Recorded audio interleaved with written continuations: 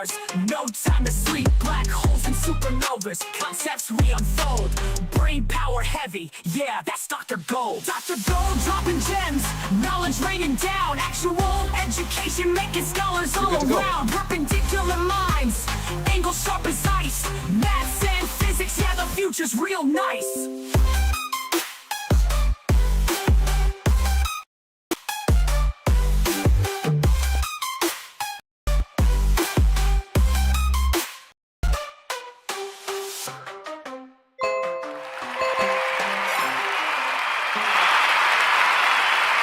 What's up, everybody?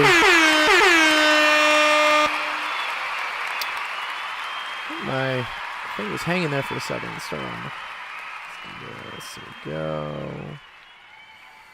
Dun, dun. Oh, Discord. We're having a lot of issues today, aren't we? There we go. Share screen.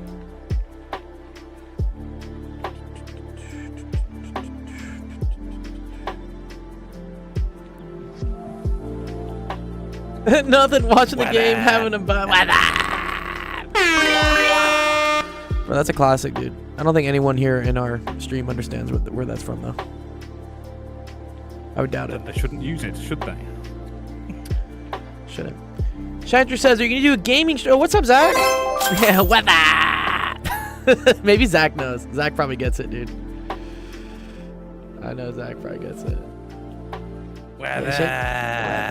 It's a Super Bowl ad from, what was it, Budweiser? Back in like the 2000s-ish? Wasabi? Hey, wasabi. Wasabi snooters.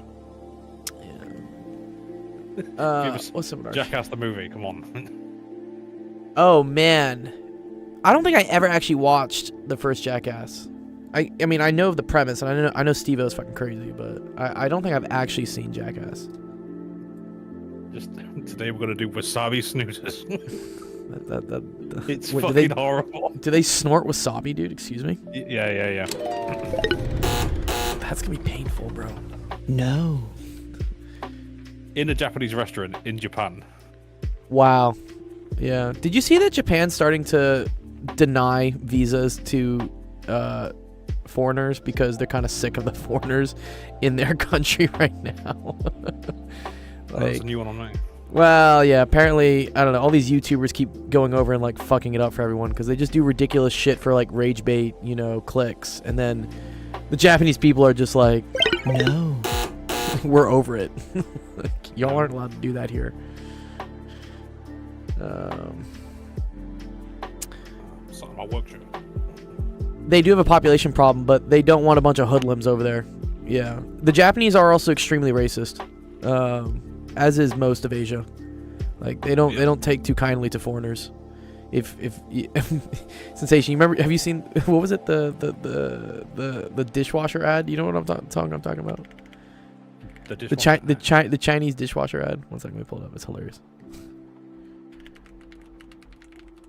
Yeah.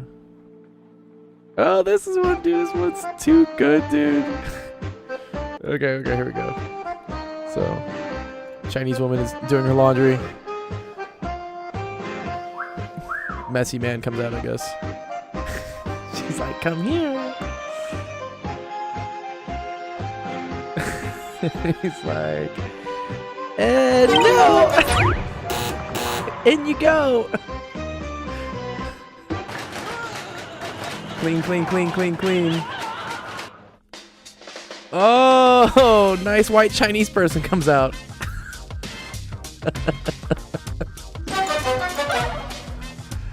Oh dear. Yeah, so if ever people want to be, yeah, they don't take kindly to other countries coming in and like wrecking their shit. They're not cool with that. So same in India, everyone's obsessed with getting fair skin. Yeah, it's funny how it's the opposite in the US because everyone here wants to be tan. You go to Korea and whatnot, they walk around with parasols outside, like umbrellas when it's daylight and it's not raining, because they don't want to get sunburned. They don't want their skin to go any darker. But here, people spend money to go into cancer beds and get more tan. It's fascinating. I don't understand it. Everyone wants to be what they're not, I guess. I don't know. We're all, grass is always greener, skin is always whiter. I don't know, something like that. Just be you, dog.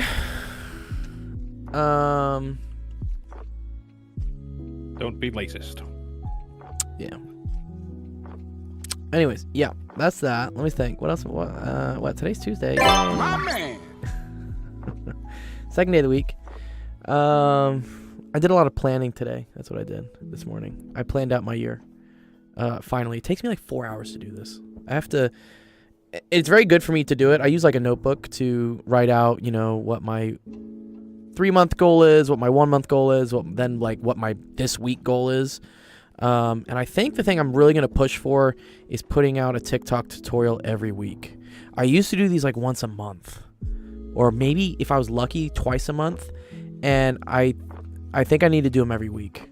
I see some people putting out stuff every day. That is not sustainable for me. I can't do that. I just run out of creative juice and excitement for teaching at that point. So I think once a week is a nice thing I'm going to shoot for, because it drives a lot of engagement. It actually generates money.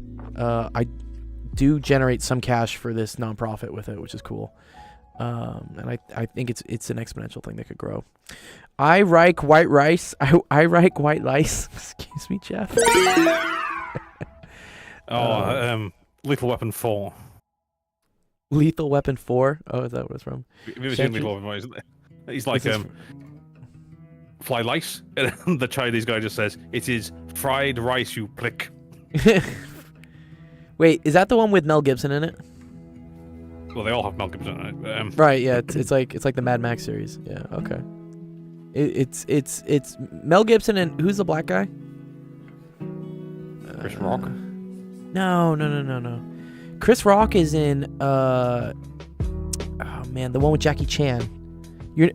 So you're thinking about a different thing. You're thinking about Rush Hour. No. Danny Glover. I do think it is Danny Glover. Yeah, I think Lethal Weapon is Danny Glover. You're thinking about Rush Hour, I think, which is Jackie Chan and Chris Rock. I want to say. I think it is. Wait, yeah, not Chris Rock. For fuck's sake, I'm off my head here. No, it is Chris Rock. Chris Rock's in Lethal Weapon 4. Chris Rock is in Lethal Weapon? What? Excuse me? It's not Chris Rock in the Rush Hour series. It's who's in? Chris Tucker. Chris Tucker, yeah. Oh wow, Chris Rock is in this one, and you're right. It is Danny Glover. Yeah, the classic one is Danny Glover. Then, yeah, that's what it is. Okay.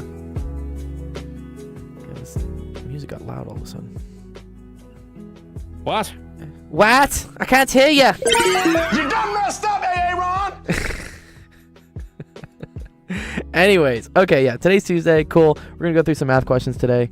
I got the usual suspects up: Shantrix, Ace, a Darsh, and a Yush. That's cool. That's also the thing that's gonna start happening. When I start posting more of these TikToks every week, we start getting a lot more people on the server. So then I get more people asking for help.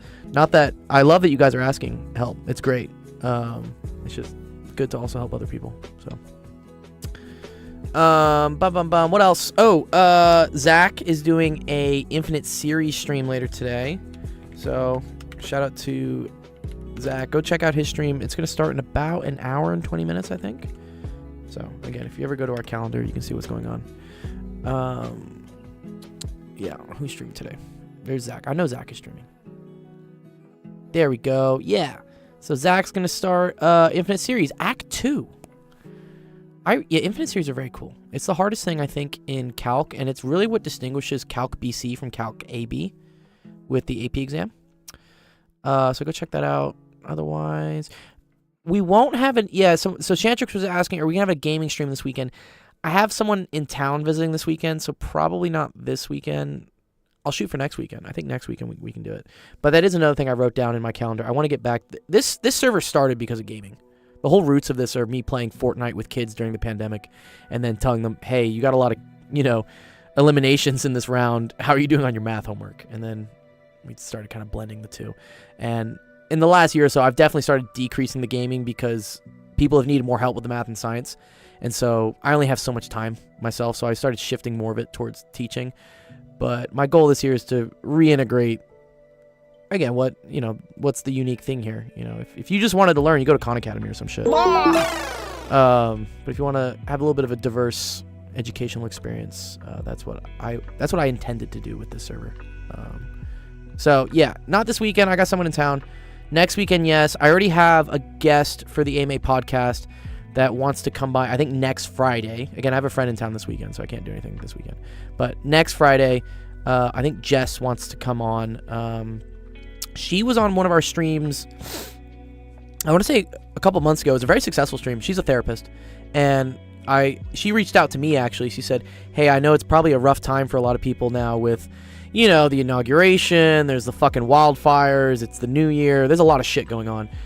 Do you think it would help your students if we did another episode together? And I was like, hell yeah. So I'm looking forward to that. Jess is awesome. She's a great therapist and has had quite a fucking story herself in life. So we'll bring her on for the next Golden Hour guest. And then I have another one actually who I think is interested in.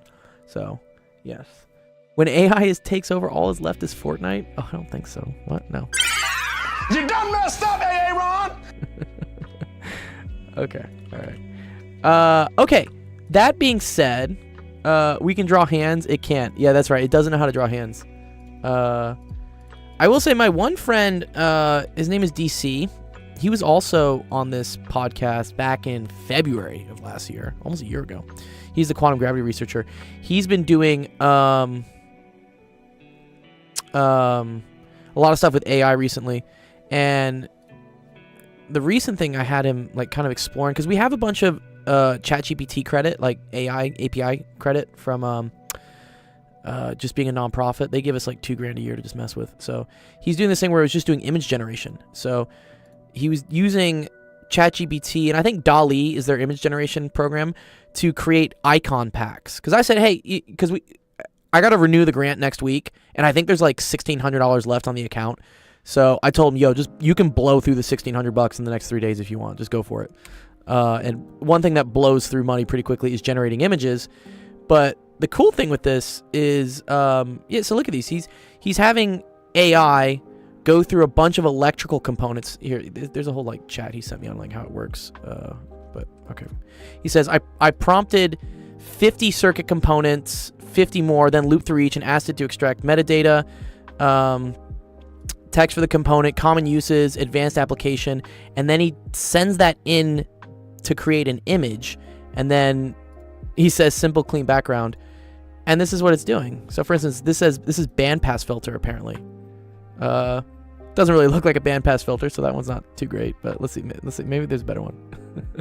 Certain things it'll get right, certain things it won't.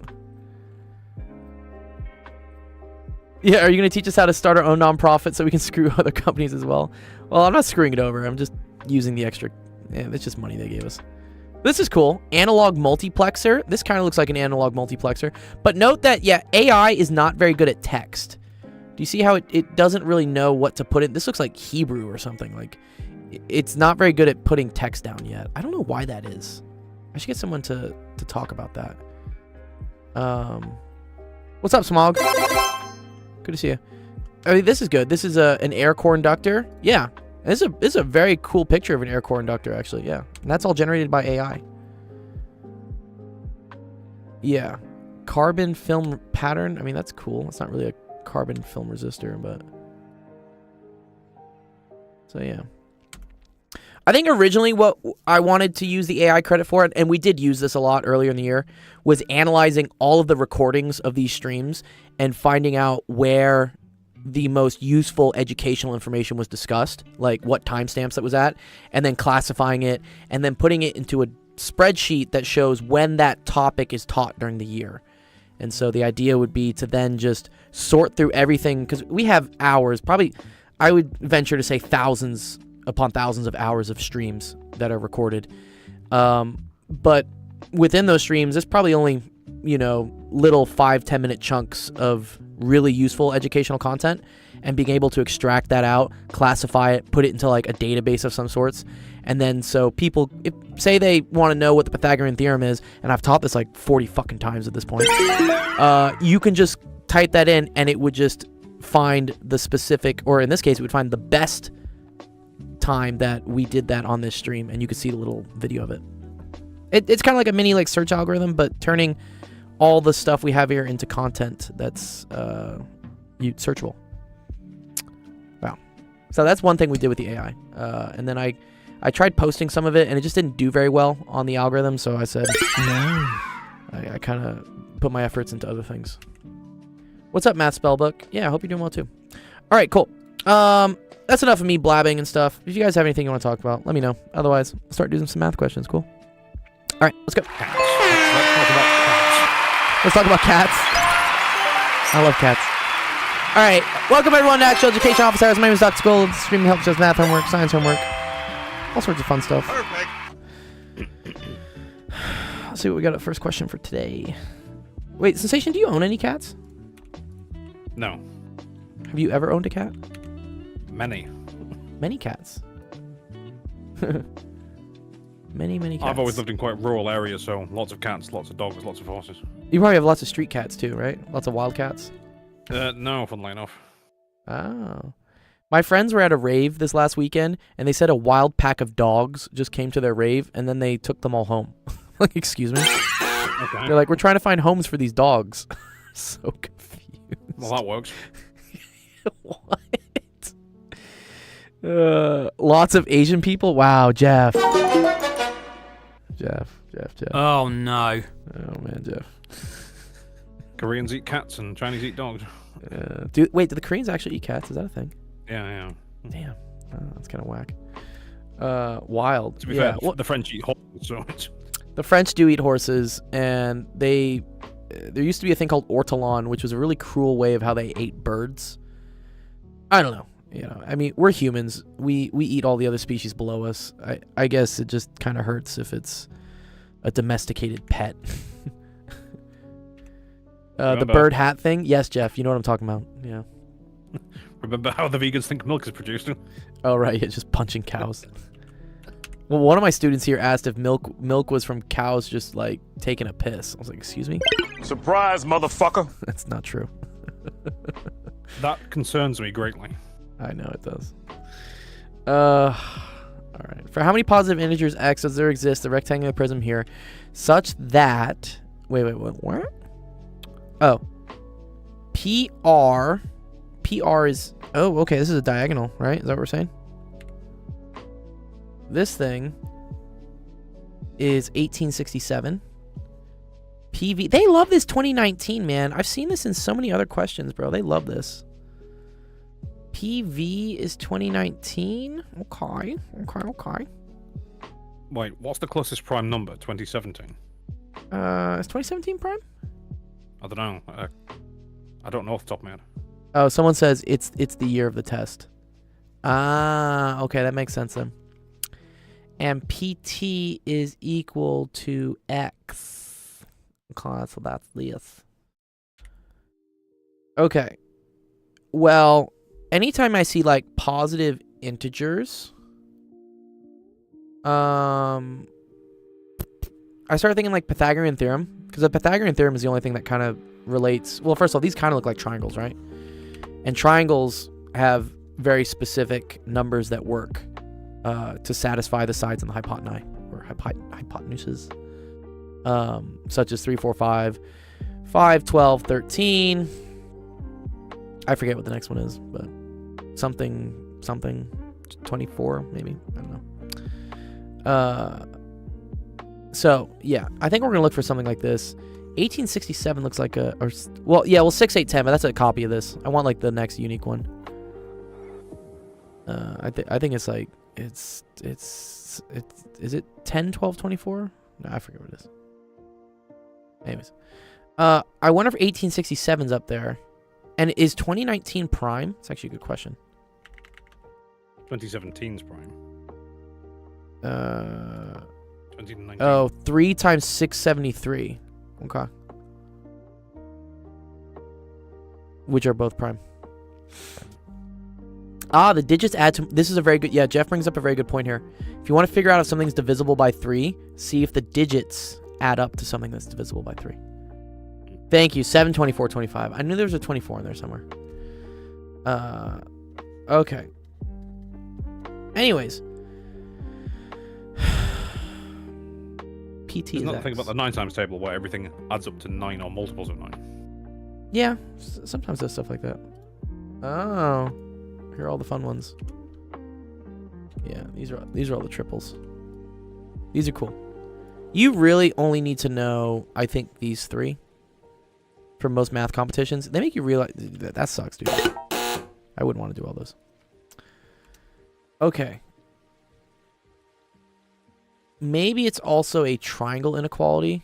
I think it's going to be a triangle. So there's another thing called the triangle inequality, which says that the sum of 2 sides has to be greater than or equal to the third side. Okay.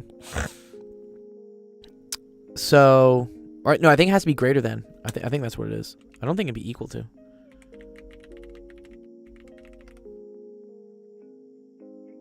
Oh, it can be equal to. Yeah, okay, here we go. Yeah, these are cool. So the sum of 2 sides has to be greater than or equal to the third side. Equal flat is a flat triangle. Okay, yeah, cool. Gotcha. Thanks, Jeff. All right. So, I'm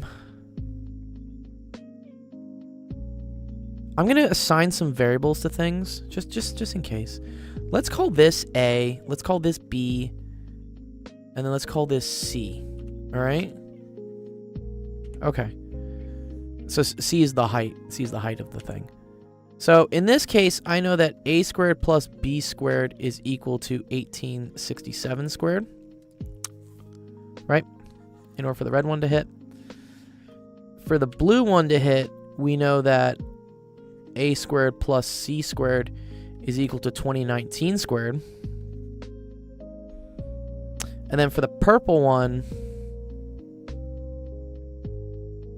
we know that B squared plus C squared is equal to X squared. Okay. And I want to know how many positive integers of X here solve this. Ooh, very cool. So, I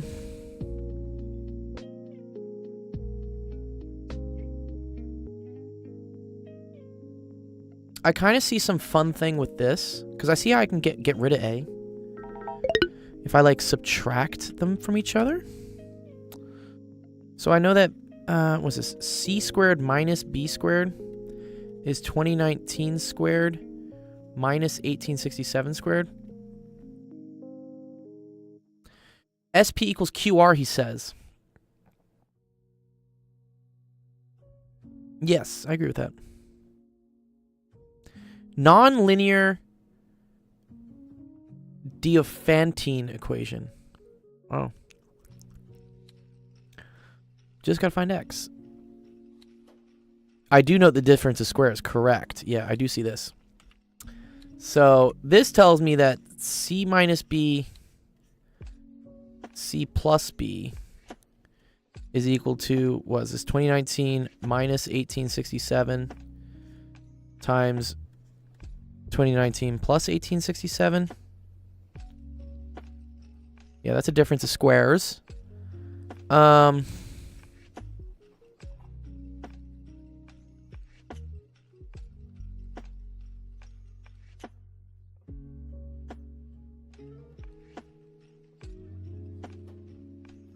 Factor fully, he says.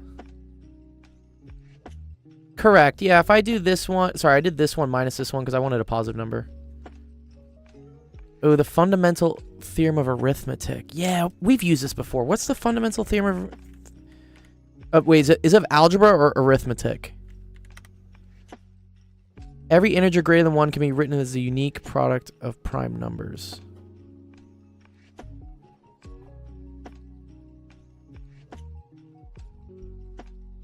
Is it the fundamental theorem of algebra? There was a fundamental of algebra. This one comes up a lot too. No, this had to do with complex roots. Yeah, roots to polynomials. Thanks, Endar. Appreciate that. Yeah, I remember that's what it was.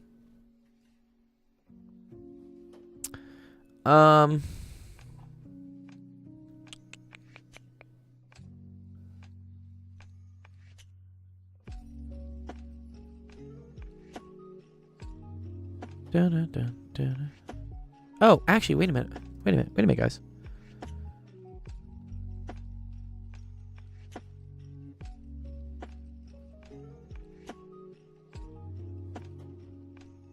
Okay, yeah, okay. I see what you're saying. Okay, all right. So 2019. Sorry, I need a calculator for this because I don't really trust my brain right now.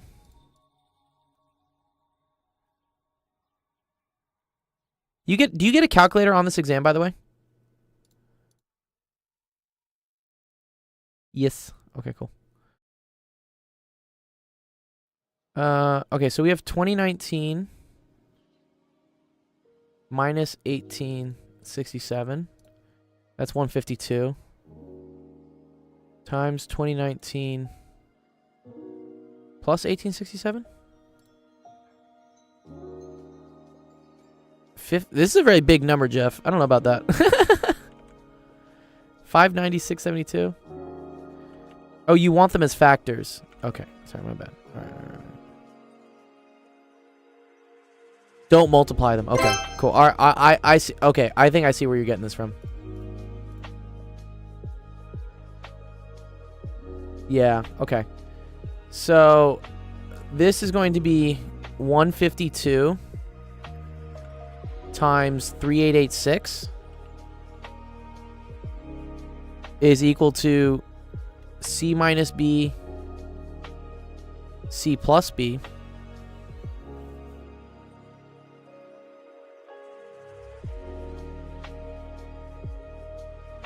Wait, doesn't that tell me what C and B are already? Wait, whoa. Wait, what? Yeah? No, but look at this. This is C minus B, C minus B, C plus B, C plus B. Does that not work? I was kind of hoping it would, right? I literally see it. There are other factorizations. Gross. Damn. Okay, wait. So you want me to factor this completely? Why? Any primers, favorite math and science? Dude, Keck W, dude. Thank you, Mondo, dude. Appreciate that. Any Okay. Alright, I think I see where they're getting at. Okay. Wait. This is 76, right? Right? And this is 2, and then 38, and then 2, and then 19. Right? This is a mess. Ew. This hurts me. 1943, right? 10. Is 1943 prime? I don't think it divides by 3. No. Definitely doesn't divide by 5. I don't think it divides by 6. May divide by 7. No.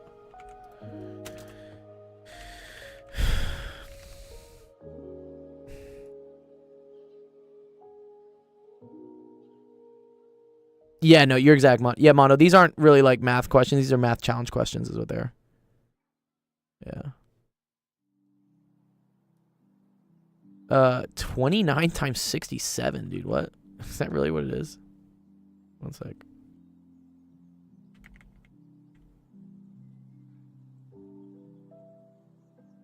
Okay. I don't know how I would have gotten this on an exam or on a test, but okay, sure. And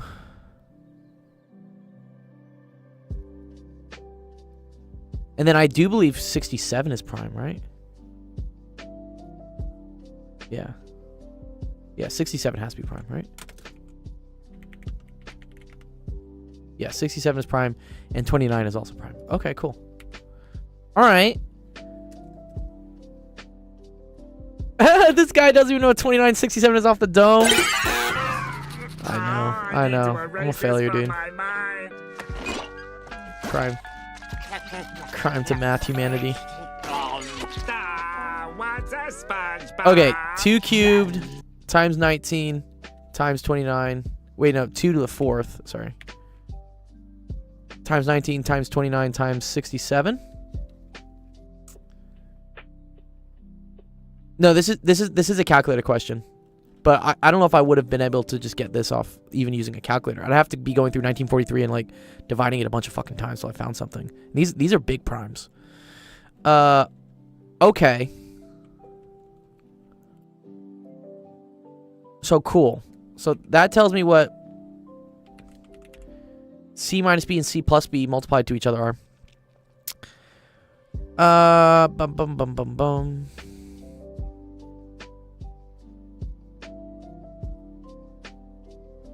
But then how is that going to let us figure out all the possible values of x?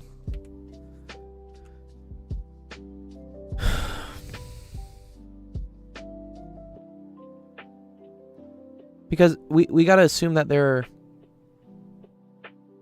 yeah, here's the problem right here. You want to see it? Yes, we can figure out all the possible values of B and C. And then am I supposed to go through and check to see which ones are Pythagorean triples? But yeah, the problem is also on Discord. If you go to our Discord, well, that's sensation. Why? It's because if I open, I know. Yeah, I opened OBS before I opened the second Discord window. Yeah. Okay.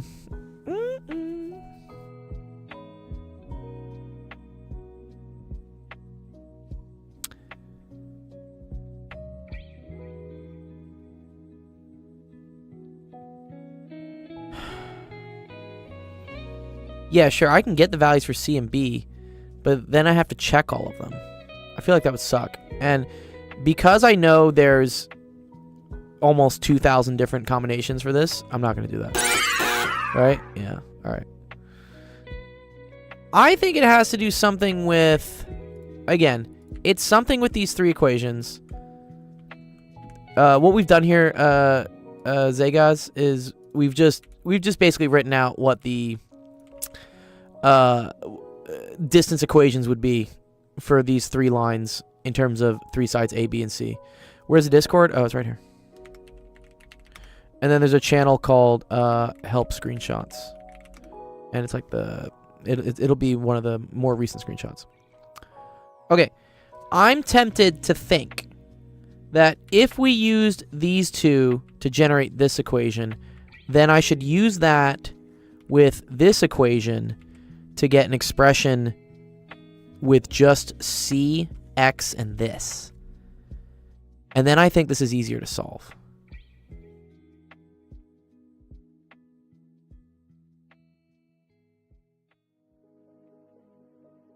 Yeah, maybe you try to get X to be in some range.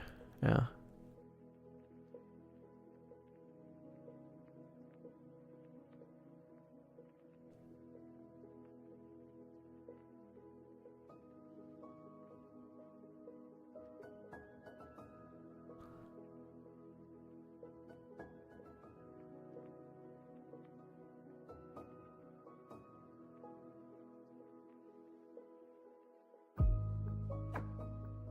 Yeah, the right side's a perfect square. Yeah, for here.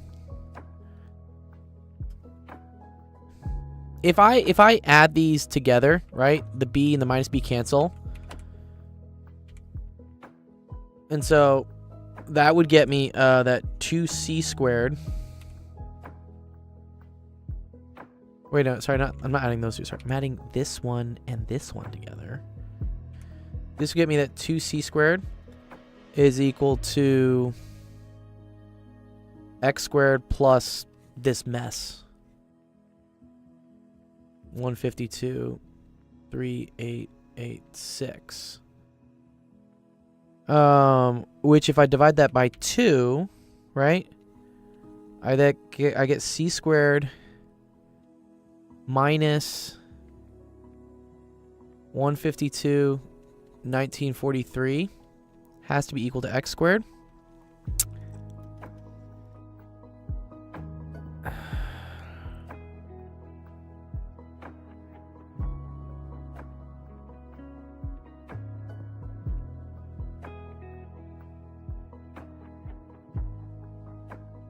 Take the square root of that number. What?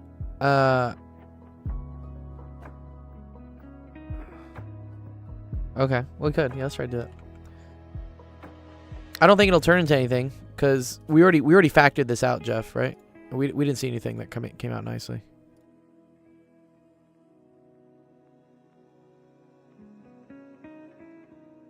Yeah, see, that's just ugly.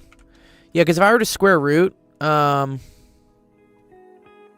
would get this, and then this would be left over. So I would get 4 square root of 19 times 29 times 67. Which isn't the best. Yeah. Fuck. Oh, we're close on this one.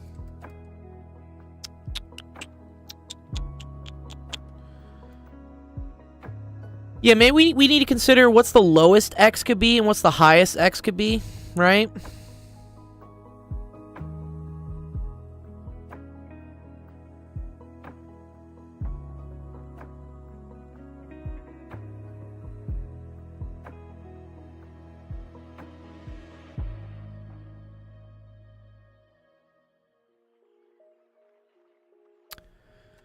Because it's not lethal weapon, sorry.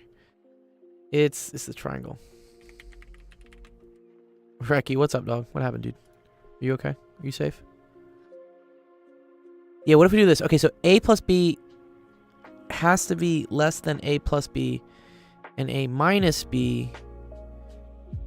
Well, okay, so a plus b in this triangle is x.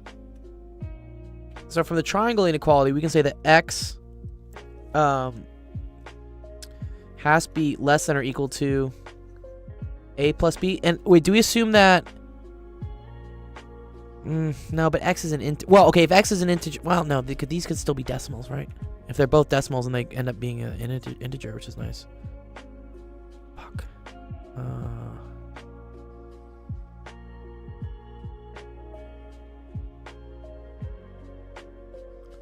It's not a plus b, sorry. It's b plus b. B plus c.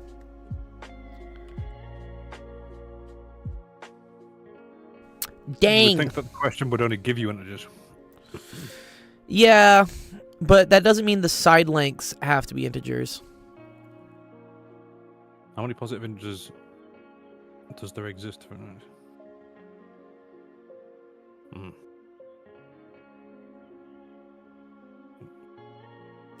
It says, wait, square both sides of that. You want me to square both sides of this? X squared has to be less than or equal to b squared plus c squared plus 2bc.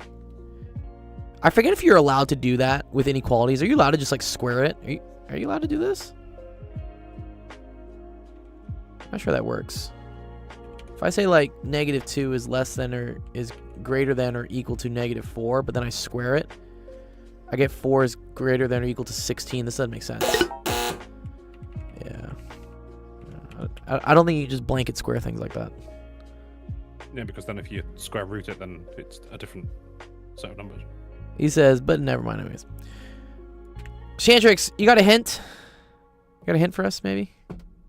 Oh, if you know both sides are positive. Oh, you can. Okay. All right, what's this hint? Let's see what the hint is. Shantrix has a hint.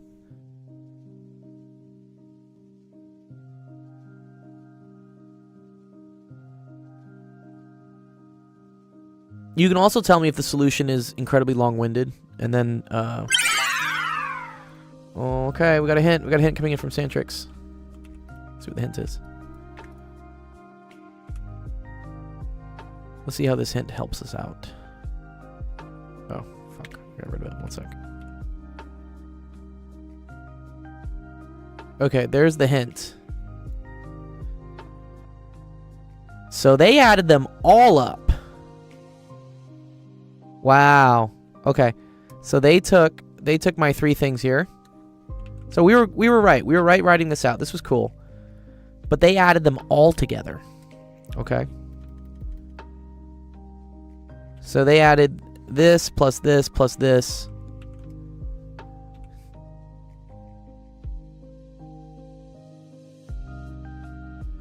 A squared plus b squared plus c squared equals 1867 squared plus 2019 squared plus x squared. Does that actually work? Sorry.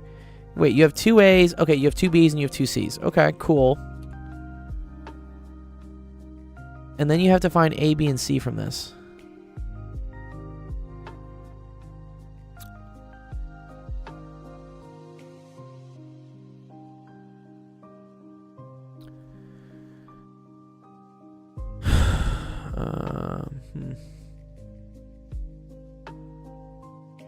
I'm not sure how this helps us.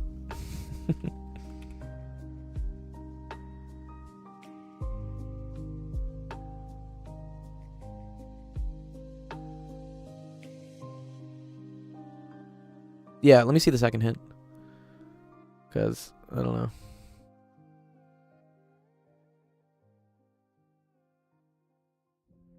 Oh god, it's getting more complicated.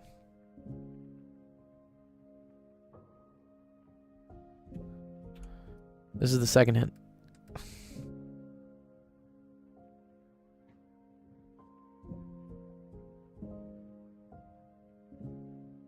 Since a squared plus b squared equals 1867 squared, then c squared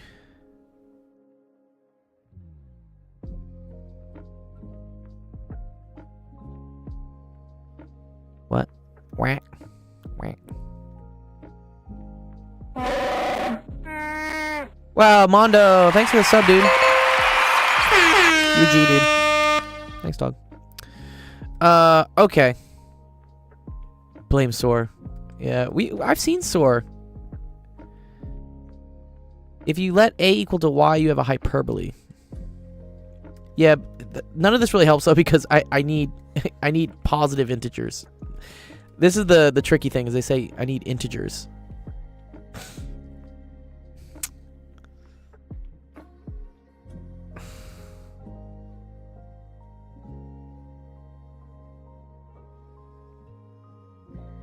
Since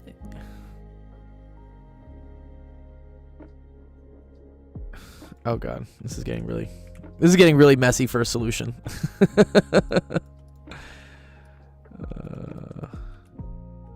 Since a, b, and c are edge lengths of the prism, then abc is greater than 0. Since a squared is greater than 0. Okay. So they come up with cute expressions for a, b, and c.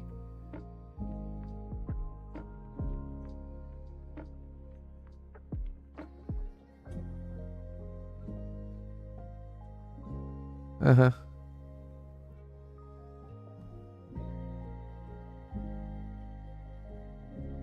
Okay. Wow, this is super ass backwards. I would not have gotten this. Okay, I agree with up to this point. Like, cool dog. But then they say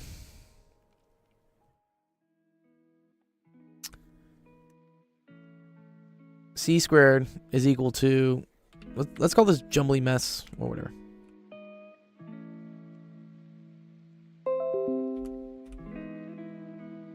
C squared is equal to this minus a plus b squared. But a plus b squared, or sorry, minus a squared plus b squared.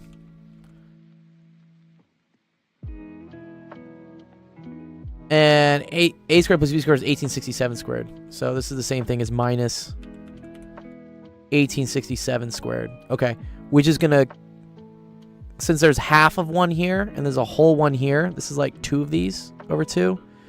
So that makes this thing negative. I see. Okay.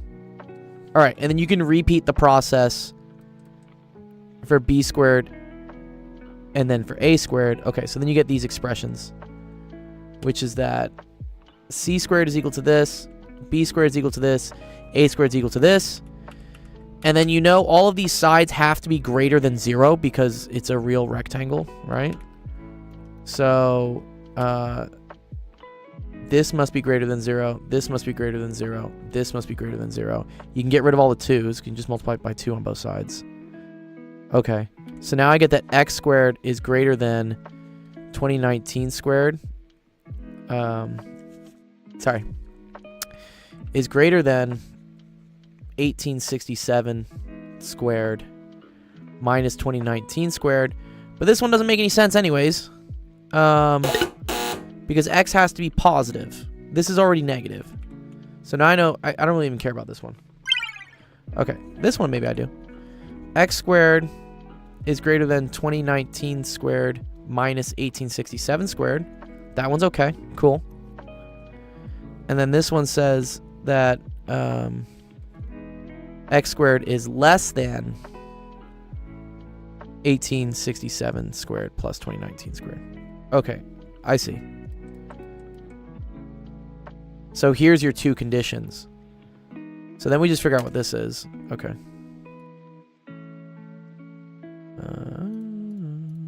2019 squared minus 1867. I see how it works now. I wouldn't have gotten this. Oh, that is the wrong exponents.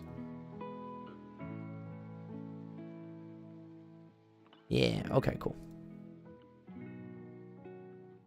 That's a big number. But I guess you get a calculator on this. So 590,672. And then that's the smallest number it can be. Oh, we square root that though, right? Ooh. So x has to be greater than 768.5. So 769 is the closest integer it can be.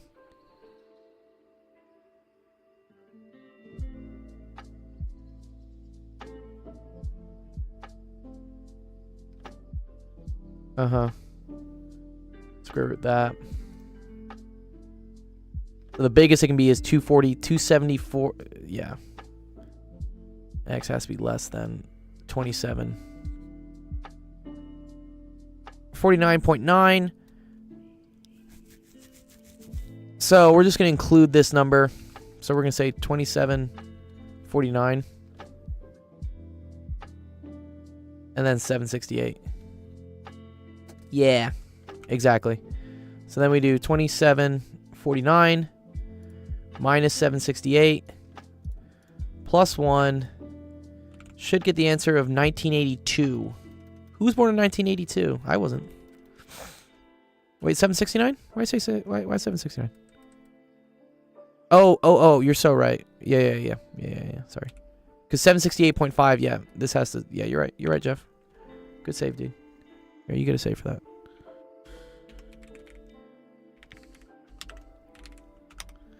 Okay. Oh, whatever. So it's 1981. Yeah. Which is answer choice E. Yeah. Is that correct, Santrix? Is it 1981? Yeah, you're right. 769 is what it's supposed to be. Yep. Nice. Cool.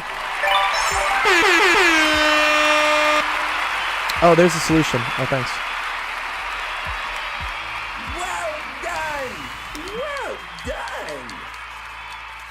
This was also question number 25. Question number 25 is always the hardest question on these math competitions. So, we're doing the equivalent of going to the gym and trying to 1-rep max, basically, on stuff. We're trying to do the hardest thing, which means everything underneath this would be so much easier. All my homies hate question 25. I understand why. That's dope. That's dope, Mondo. Yeah, there you go, bro. Okay, but again, this kind of applies to what we did in the last stream, which was this. You see how this was like the same kind of question, and we had the same idea to write out the 3 lines in terms of different basically triangle distance equation things. And then once we had those, the additional bit that I probably should have paid more attention to when Shantrix said get x in between 2 values was I had the right idea to try to combine 2 of these and then get a third one. And I was trying to see like, oh, maybe I can just find out how many integers of x this needs to be. But the better idea would have been to add all of them up, get something like this, and then individually solve for A, B, and C, and then know that A, B, and C all have to be greater than 0. So yeah, cool. Thanks for the follow, Lava Dude. That's dope, man. Just for Mondo. That's dope. Okay. This must be harder than the Putnam if question 6 is the hardest there. I don't know, actually. Is the Putnam also a French question thing? Not French, sorry, Canadian. I already gave you a coin, Centrix. I messed up. Sorry. I have to take one away. We can't have bondflation happening. Okay. What's up, Messi? Cool. All right, nice. Great. Let's go on the next question. Ooh, I like this. Oh, thanks, man, dude. Appreciate it, Lava. Wow. We got 50 cheers. Dope, dude. Thanks, Lava, dude. I appreciate that. Yeah, we help kids out with math and science. How'd you find us? Just on the main page or something? Let us know if you have a stream yourself. I always like to check out what other people are streaming. Yeah, welcome, Lava. Yeah, so there's a whole series of us, Lava, that do a lot of math streams. Here's a list of all the streamers that are our friends, buddy, partners. And then here's a calendar of all the streams and when they do math and science stuff. It's really cool. We mainly help kids out with their math and science homework, but people like Zach, Either2iPie, they run like full-on courses where they'll just teach advanced intermediate level math stuff for free on Twitch. All right, Aced, what's up? Yeah. Yeah, sorry, Shantrix. Yeah. I'm not punishing you. Okay. A puck is on a frictionless ice at 6.25 meters per second for 3 seconds. Mass is 0.3 kilograms. After frictionless ice, the puck enters a rough patch where it comes to a complete stop after 3 seconds. What is the coefficient of friction? What's the total displacement of the puck? This is such a classic physics question. They love this one. Okay. So, let's see. We have this. We have the ice. And then we have the rough patch it's going to go through. That Zamboni just... Yeah, exactly, right? Yeah, it's like... It's super slick. This is rough. Okay. And then let's get a puck in there. I'm going to have the puck be rectangular. I know it's kind of not, but whatever. Okay. Right. Oh, no, that's okay. So, yeah. So, this is the puck. No, I know exactly what they're asking here, Ace, because this gets asked all the time. This has a mass of 0.3 kilograms. Okay. So, it's traveling at 6.25 meters per second for 3 seconds. That's going to tell me the distance it travels here, right? So, we can refer to this as, let's call this like D1, right?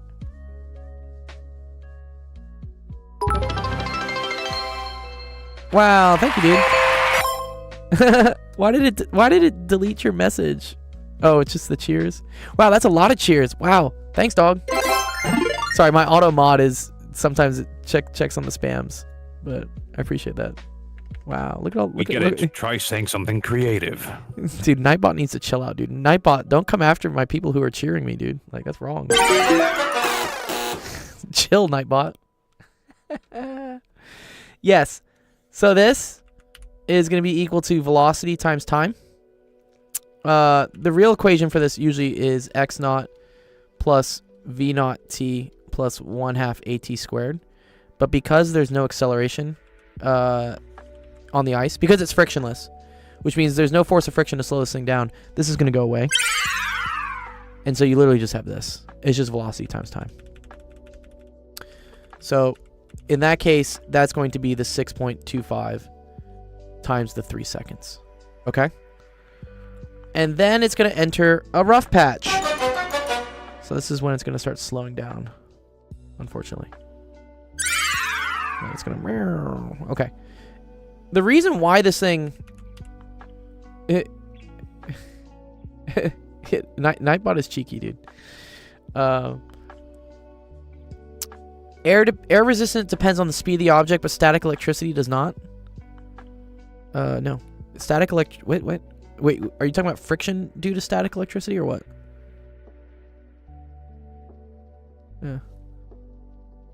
Yeah. Oh, static friction. Yeah, no. Static friction is first of all, it's a smart force, which means static friction only applies. Sorry. Let me rewind. You're talking about kinetic friction. Kinetic friction does not depend on the velocity. Static friction the thing is not moving. Static friction is the maximum amount of force friction can provide to keep something still. Yeah. But, yeah. Kinetic friction, yeah, it's okay. Kinetic friction, you're right, like Endar said, only depends on the normal force and the coefficient of friction. So that's what comes into play here. So this is the force of friction, which is equal to, if the thing is moving, which we know it is because it's slowing down, it's mu kFn. All right? And it turns out this will be Fg. This will be Fn. And Fn is just equal to Fmg at this point. Oh, yeah. No, static friction is 100%. Okay, so little side tangent, side quest real quick. So if you have an object,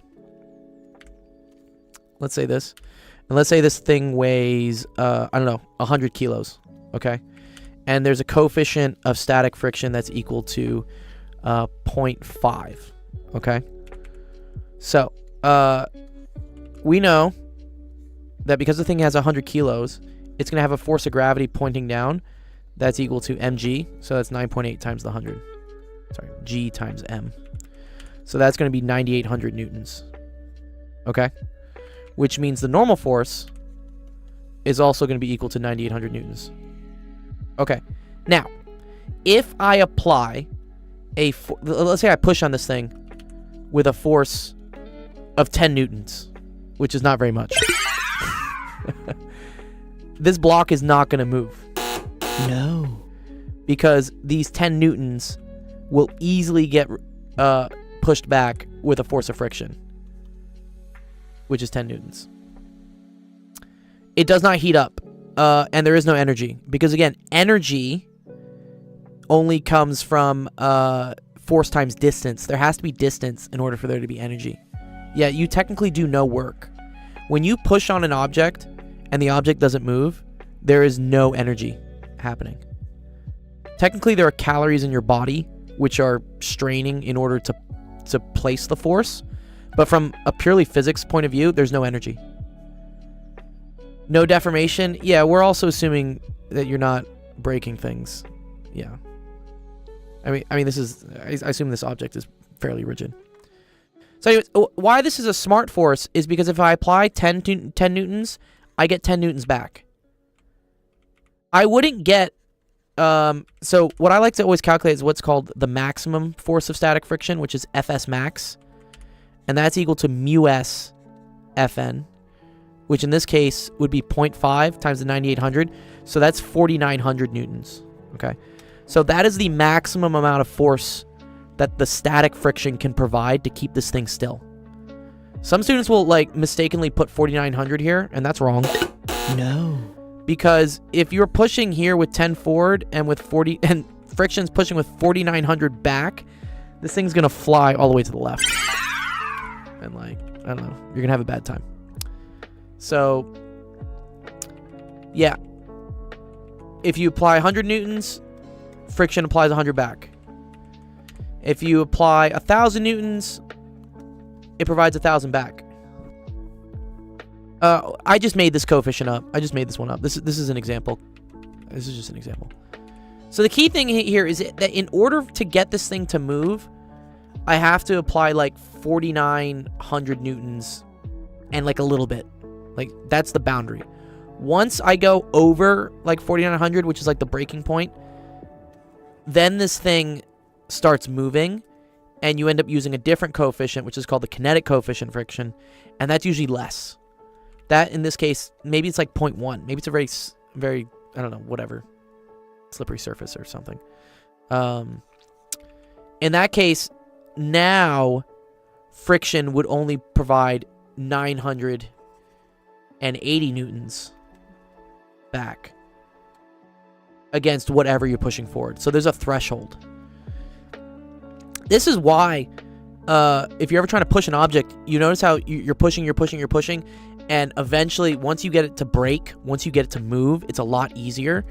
It's because that coefficient switches from a static to a kinetic, and the kinetic coefficient is less. So friction fights you less once it's moving. Yeah. It's a cool concept. And actually, I've done a lot of. I do a big YouTube or TikTok video on this concept because this one's. I find that this concept, yes, from a math point of view, it is, because people are like, oh, what if you apply exactly 4,900?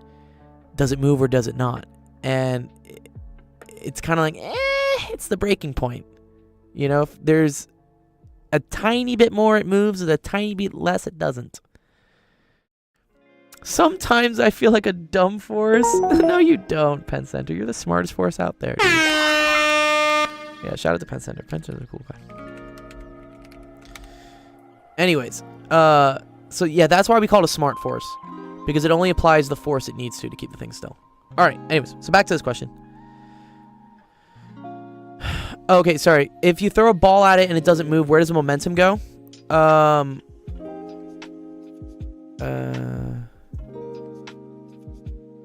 Where does the momentum go?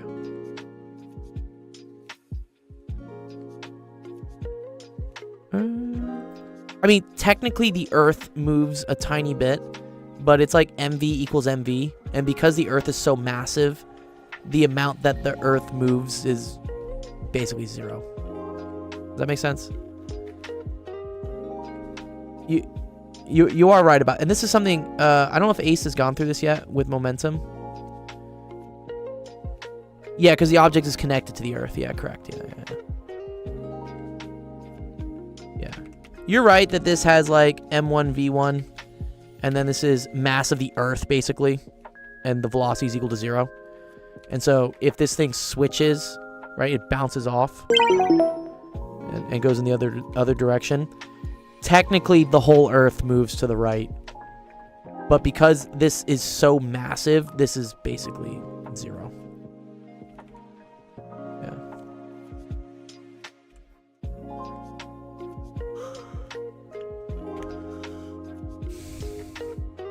Okay.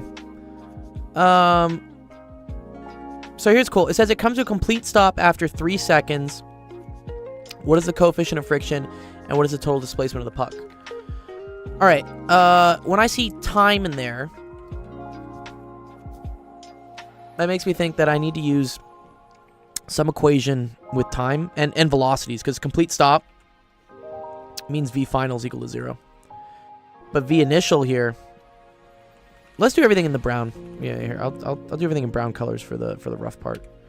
So this is v initial is 6.25. V final is equal to 0. So if we use v final is equal to v initial plus a times t, we get that 0 is equal to 6.25 plus a times 3 seconds. Okay? That tells me what the acceleration of this puck needs to be in order for it to slow down and come to a halt. Okay?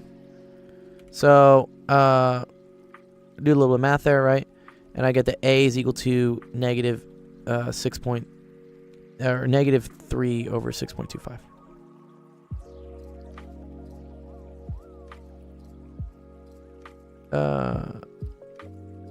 No, sorry. I did it, yeah, sorry. 6.25 over 3. My bad. Yeah, negative 2.08. Okay. That's the acceleration that this puck needs to experience. Now, the acceleration is happening in the x direction, which means I need forces to be happening in the x direction. And the only force that's in the x direction is the force of friction pushing it back, which is good because that's negative. It's going to the left, and our acceleration needs to also be negative. So the force would need to be negative. So it checks out. So that force, negative 2.0, which is m times a, equals F. So you get negative 2.08. And I'm going to leave the m actually here, just for now. I'm going to show you why. So you have negative 2.08, and then you have m out front. This is ma, is equal to the force. The force is equal to mu k Fn, and Fn is equal to mg. So we say mu k mg. The reason why I kept the mass as a variable is because these will cancel out now. And so now you just have that mu k is equal to negative 2.08 over g.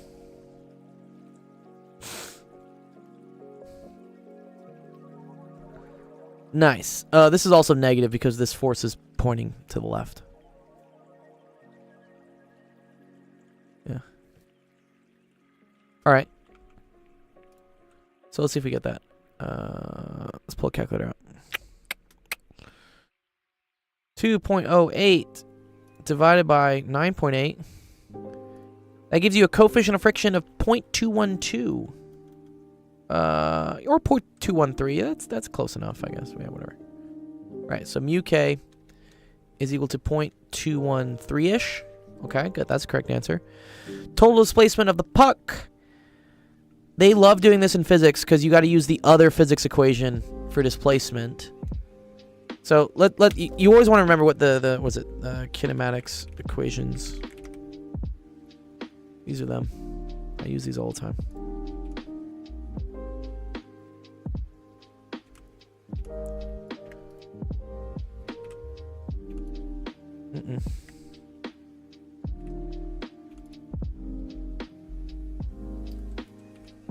Okay, so these are the kinematics equations. And what we say is I want something that has displacement here. And actually, we have everything. I could use any of these, honestly, right? Well, I could use this. I could use any of these four if I really wanted to. You want to use this one, dude? I guess it works. It does technically work. Okay, fine. Yes. So that delta x, it's such an obscure one that it's almost never used. This one is usually, yeah, this is the one I would usually use. But you'll get the same answer with all these.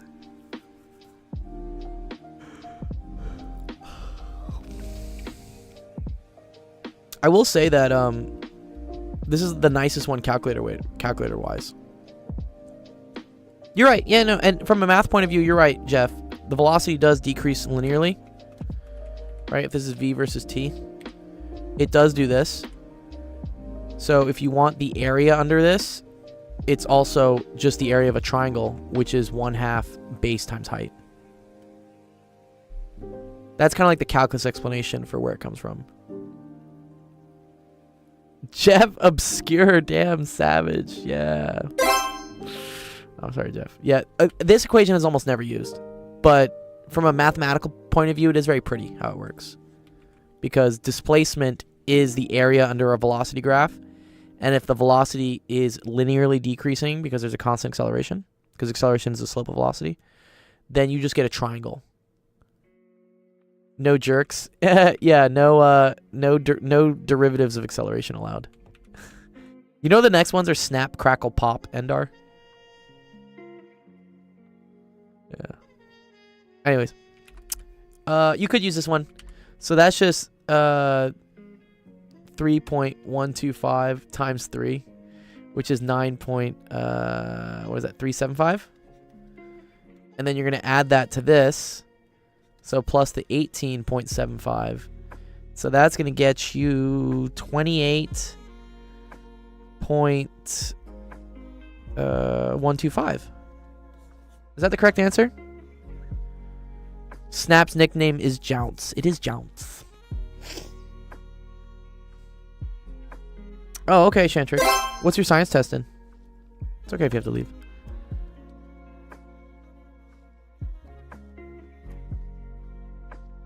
Atomic theory. Ooh, that sounds scary.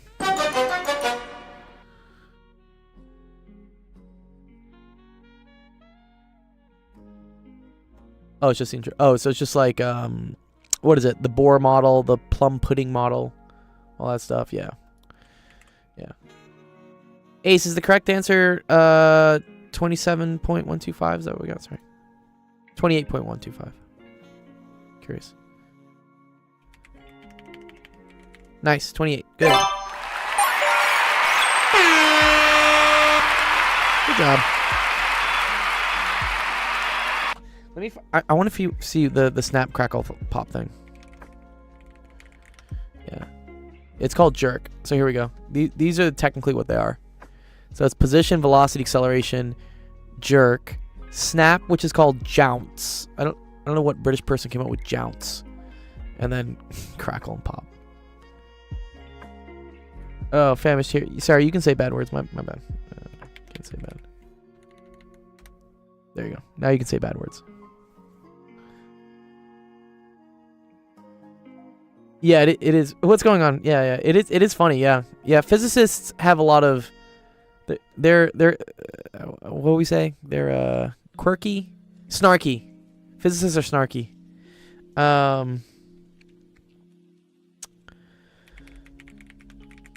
If you look at the name of the subatomic particles when they first got named, here they are.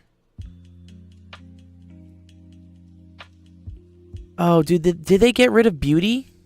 Oh, they keep changing the names to make them like more appropriate, I guess.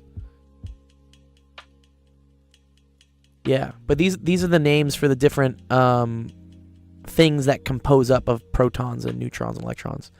And yeah, they had one called there's the up quark, down quark, strange, charm, and I thought there was a beauty one. Strange bottom. Nice. Yeah, strange bottom. Imagine if it said like power bottom. They replaced beauty with bottom. Is that really what happened? Wow, why did they replace it from beauty to bottom, dude? What? That's not nice of them. Oh, it was in 1975. Wait.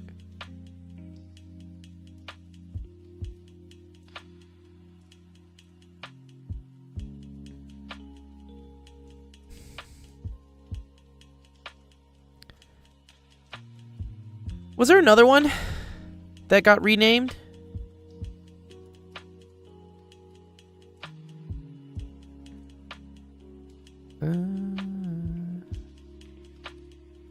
Anyways, yeah, they're all cool. These are called quarks. So these are things that we used to think that electrons and protons and neutrons were the smallest building blocks of things in the universe, and then we discovered that things make those things, and that's what quarks are, and gluons and all those things. Yes, Sarah, we do linear algebra. What's up? You need help? Let's say that's not that recent. I learnt that in secondary school. Did you learn it was called? For a while. You learned about the quarks and the leptons and the gauge, like all these weird things. Leptons, muons, yeah. Are quarks real particles? They are real, definitely real. I was made aware of their existence. That's about as far as it took it, because it would give you a cross section of an atom, and it's like, this is what's inside an atom. Yeah. Let me get your point, Ace. One sec. There you go, Ace. I don't forget.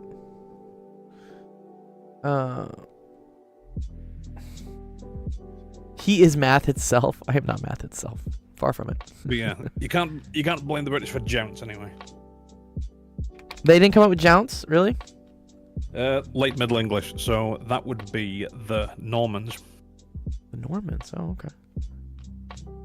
The British didn't exist at that point in history. Shantrick says the French. Well, technically.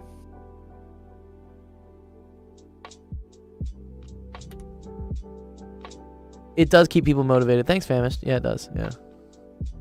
They keep participating. It's amazing what kids will do for $10. Although that's another thing. I need to figure out more ways to fund this, because we did manage to clear the credit card payment this month, but next month is looking questionable. But I have ideas. Don't take that out of context, Keck W. Yeah, I know. I always have to say, with great power comes great responsibility, right? Yeah. William the Conqueror. Yeah, he does sound like an English guy. I reward myself with TV shows or movies. Yeah. See, the problem is that if the kids were in control of the rewards, they would just give them to themselves all the time. There has to be someone saying that you must complete this first. Like self-restraint is hard. Bill the Conqueror. They want it to be Bill the Conqueror sensation instead of William the Conqueror. I'm right though. William the Conqueror was French, wasn't he? Yeah, he was, I guess. And, yeah.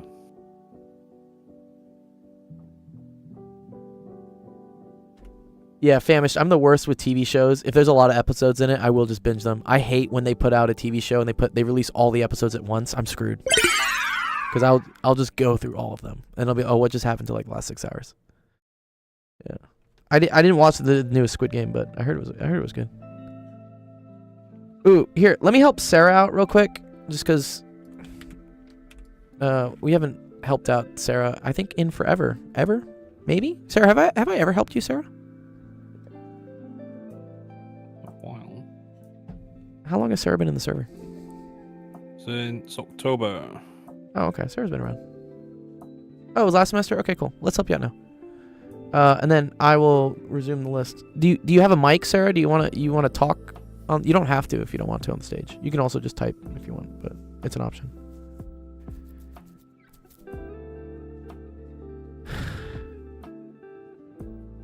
Here, I have to invite you to speak, so just hit accept. There you go. Oh, And now you can talk. There we go. What's up, Sarah? Okay. I just had I've been taking linear algebra this semester, and I've low-key been having trouble. So It's okay. go through. I had a lot of problems in linear algebra too, honestly. Do you know that one of our people here is teaching linear algebra? Oh, like really? on Twitch? Yeah. Oh, It's Penn Center. It's, yeah, he's actually in our chat just talking about sad news, Dr. Gold. All the people I've talked to cannot help me with the nonprofit yet. Oh, yeah, you gotta find a lawyer that has pro bono hours, Penn Center. But yes, Penn Center is running a linear algebra course. So we'll help you on the stream here just to help you, but to let you know that there are more times when I'm not streaming that you can also get help with linear algebra. And let me see when that is. Yes. What time zone are you in, Sarah, by the way? Eastern. Eastern. Okay. So you may still be in school, but 2 p.m. on Mondays and Wednesdays, your time. 2 p.m. Mondays and Wednesdays? Mondays and Wednesdays, yeah. Penn Center he's doing a course on, here, I'll show you. He's doing a course on linear algebra.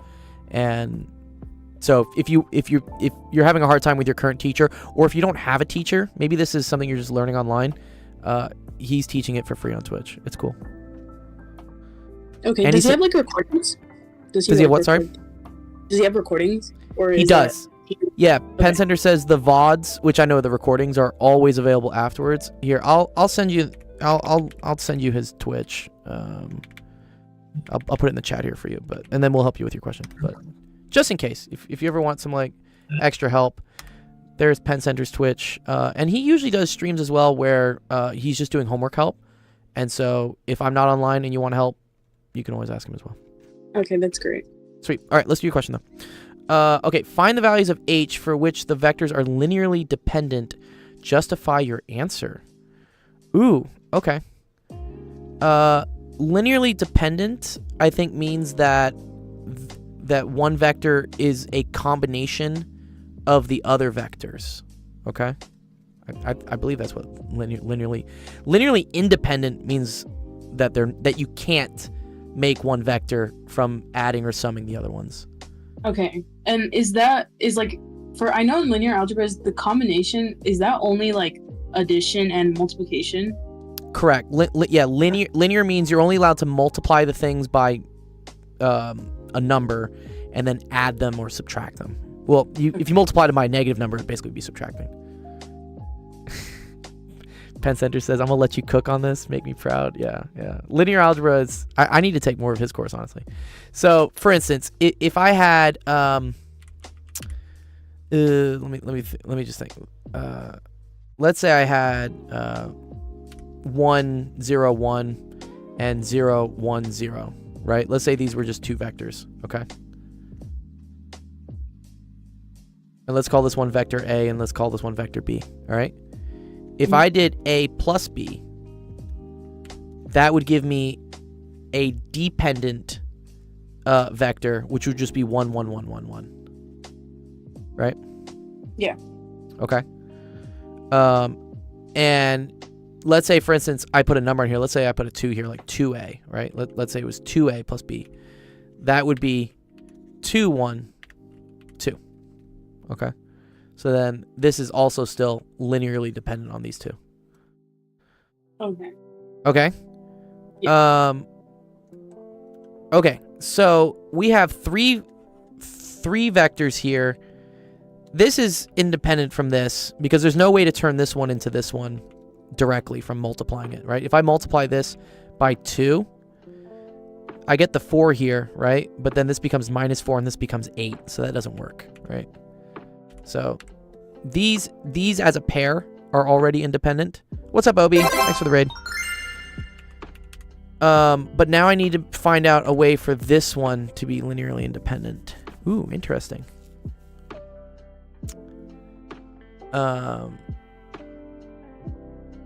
Okay.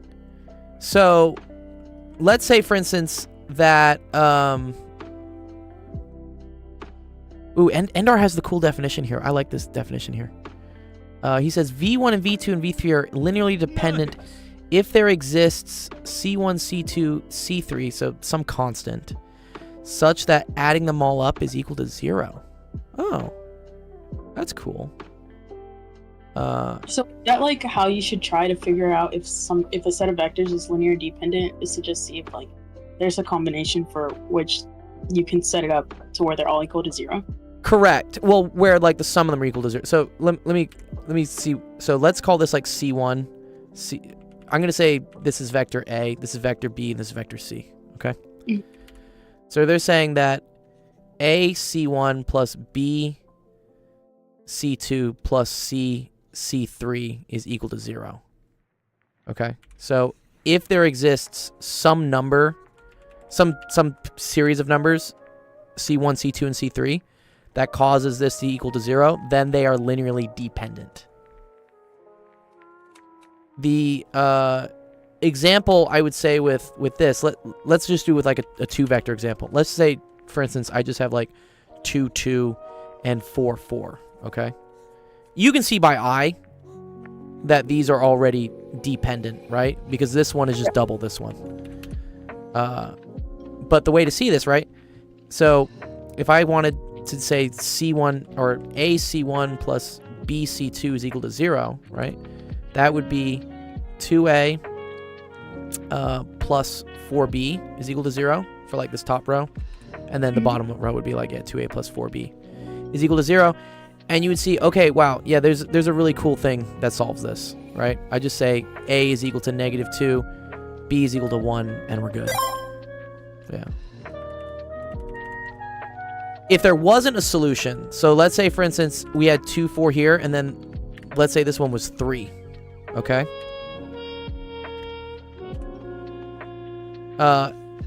Now these are not linearly... One sec, this jazz music is way too fucking loud. Chill out, trombone. Now if I were to solve these, right? If you were just to do like the elimination method, do you see how you would just get 0, 1B is equal to 0? Mm-hmm. The only solution is for B here to be equal to 0, which it can't be. Okay. Yeah. You need all these constants to not be 0. So let me show you how you solve this one. I would just set up 3 systems of equations, and then see if there's a unique solution. If there's a unique solution, then they are linearly dependent. So in this case, I would say that Nice. 2C1 plus 4C2 minus 2C3 is equal to 0. And then I would say minus 2C1 minus 6C2 plus 2C3 is equal to 0. And then we have 4C1 plus 7C2 plus HC3 is equal to 0. Okay. Mm-hmm. All right. And then we want to see basically what H has to be, right? What the values. Oh, okay. And we're saying maybe there are a couple values that this works for. All right, maybe. Let's see.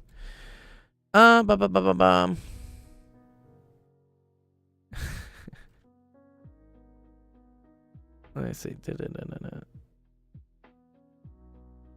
Yes. Okay. Da-da-da-da. I'm just going through the chat real quick to see what other people are saying. Interesting. Oh, and then if it's perpendicular to the two. Okay. Down. Would you turn it into an augmented matrix and then row reduce it? You could row reduce it, yeah, and then that would give you a value for h, or get you what the values for h have to be, I guess, right? You're saying like this. You could do 2, 4, minus 2, 0, minus 2, minus 6, 2, 0, and then 4, 7, h, 0.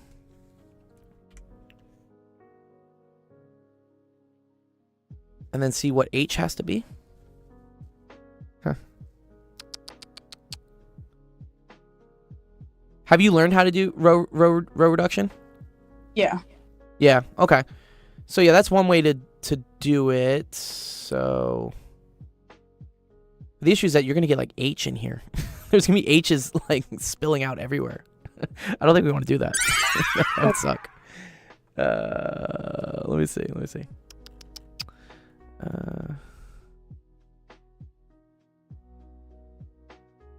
And this is what does it say? It will cause what's the drop down here? It says because this will cause x1, x2, or x3, and then the next one says to be a free or basic variable.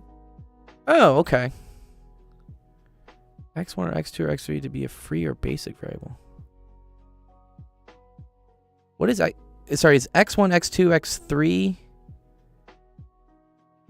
I'm assuming that that's what they use for A, B, and C. Aha. Got you. Okay. X1, X2, X3. Okay. Let's see. If I were to... I think.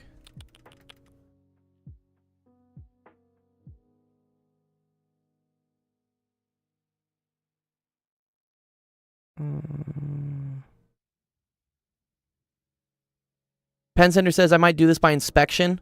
Yeah. So what? Penn, would you just add all three together? Yeah.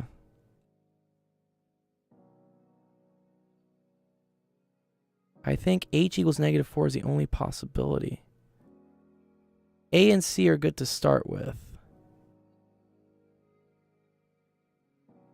Yeah, exactly. Okay. So they're saying, so in order to prove that they're linearly dependent, right? We have to show that the pairs are linearly dependent with each other, I think, right? So if I just look at these two, right? 2, -2, 4, and -2, 2h, the way to get from this vector to this vector is to multiply by -1, right? Do you see if I multiply this one by -1? Yeah. I get -2, I get 2, and then that means h would be equal to -4. Okay? So that's the only way to make these two linearly dependent on each other. And then, yeah, Penn Center says it doesn't look super obvious what constants would make all three dependent. Yeah, I agree. But then let's think about like going from this one to this one. Okay. If I were to take this one and I need to get to -6, multiplying by -3 doesn't help me, right? Because this one ends up being 6 as well. Right. Okay. But if I were to take this one and let's say subtract 2 of these. So if I do C minus 2A, okay? So, or no, sorry, C plus 2A. Let's do C2 plus 2A. Then 2 plus 2 times -2. So that's 2. No. One second. Maybe I want -C plus 2A. Yeah. Let's see -C plus 2A. So that becomes -2 minus 4, which is negative 6. Okay, that one checks out for this. If I do this, that's 2. No, that one doesn't work either, though. Urgh. Gold, the determinant is 20h plus 80.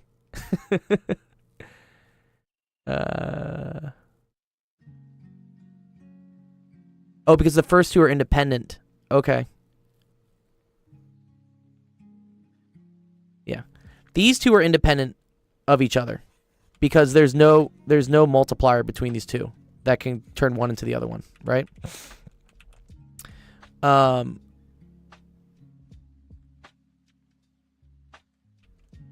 then this one can turn into this. No, not this one. Sorry. Yeah, this one can turn into this one. But what about vector B, guys? Wait, what? Do I care about vector B? I just need to show that. Like, how can I show that vector B is a combination of A and C?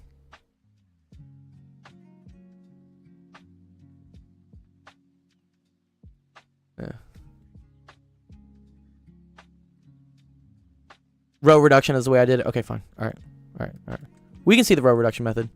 Let's check that out real quick. Okay. Because again, when you see a question, Sarah, you don't want to know, oh, what's the one-off way to do it? You want to know a method where every time I do this, it works, right? Right. Right. Okay. Let's try this. Setting it up like this, and then let's row reduce. So first thing I'm going to do is divide this whole thing by 2, right?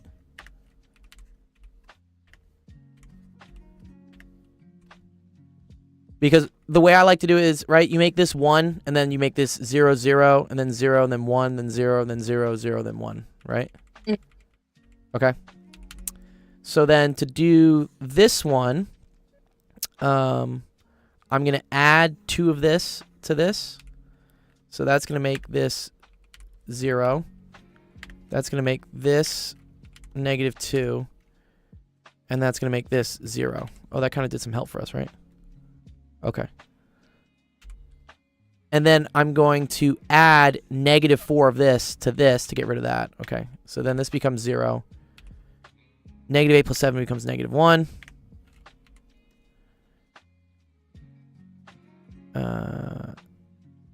And then this becomes h plus 4 because I added negative 4 of it, right? Yeah. Okay. And then getting to this, well, that's easy. We just add this to this one, right? So this one just goes away. Divide by 1, divide by 2, divide by negative 1, right? This just becomes 1. And then I just add this one to this one. Cool. Oh, this row reduces really nicely, actually. Oh, that's very cool. Okay, cool. So then in order to get this last one here, right, I need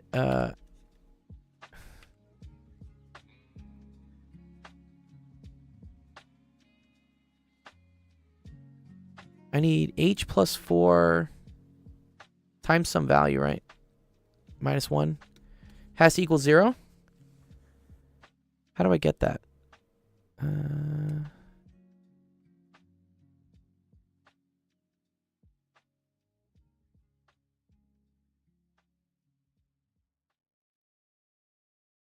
Oh, 1 over h plus 4.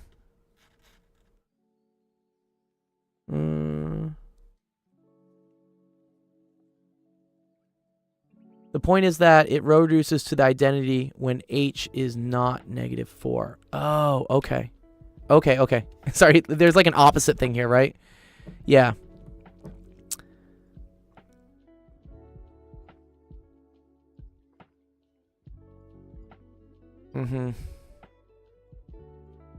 It row reduces to the identity when h is not negative 4. Yeah, okay. So, okay, let me try to show this to you. So, if this is anything but negative 4, let's say h, for instance, was equal to negative 5. Okay? Mm-hmm. Or let's say h was equal to negative 3. Then this whole thing here would be equal to 1, all right? And then I could use, this vector plus this row to get this equal to 0. And then I would just get 1, 1, 1, right? I would get the identity matrix here, and I would get 0, 0, 0. So that would tell me that all the answer. That would tell me that the only solution to this is when C1, C2, and C3 are all equal to 0. Okay? Oh, okay. And if they're all equal, if the only solution is when they're all equal to 0, that means they're linearly independent. So in order for them to be dependent, I need this to not be -4. Or no, I need this to be -4. Sorry, yeah. Yeah, it's a fun problem. Drizzy says it's a fun problem. Someone in my chat says it's a fun problem. This is a mindfuck. I don't understand why this is fun. It is kind of cool though. Yes. Okay. One sec. Let me try to explain this real quick. I'm learning along as well with you, Sarah. Tell me if this is like not making sense to you. It's okay. No, It's not. yeah, I got it. Okay. Yeah. So if this is what they say, x1, x2, x3, and you have c1, x1 plus c2, x2 plus c3, x3 is equal to 0 for any combination besides C1 equals C2 equals C3, then they're dependent, I think. What do we say? Yeah. And if the only solution is that they all have to be equal to 0, then they're independent. Okay. So the only way to force them there to be only the 0 solution is if this was not -4. So if it is -4, then they are dependent. Yeah. You're basically you're causing this thing to be 0, okay? Which means there's no ability for these two to then form this one. Yeah, I think. Oh, okay. Let me think about it in the matrix sense. Sorry. Okay. I think I know what you're talking about. Okay. Have you ever tried to like solve like a 3x3 matrix, right, with RREF, and then you end up eventually getting a row of just all zeros, right? Yeah. So this is like missing information, right? Because now you can't solve. Oh, sorry. Let me move away. Sorry. You can't solve for that third variable, right? You'd get like 1, 0, 0, like 5 or something. I don't know. Oh, sorry, let me get rid of this. Sorry. And then like 0, 1, 0, 3, right? This is called the free variable, right? Because now I have no information for how to figure out what x3 is, for instance. But I do have x1 and x2. This means x3 can be whatever. Mm. Which means that when you were putting in your equations here, one of them was dependent on the other two because it didn't offer any new information. And anytime you have so many missing variables, you need that many linearly independent equations to solve for it. And so if you can't solve for all the variables, it means you don't have enough linearly independent equations to solve for it. Yeah. Does that make a little bit more sense? Yeah. Yes. Yes. Okay. Cool. All right. I'm glad that helped. I learned a lot too with this, Sarah. So I appreciate you bringing this. This was kind of cool.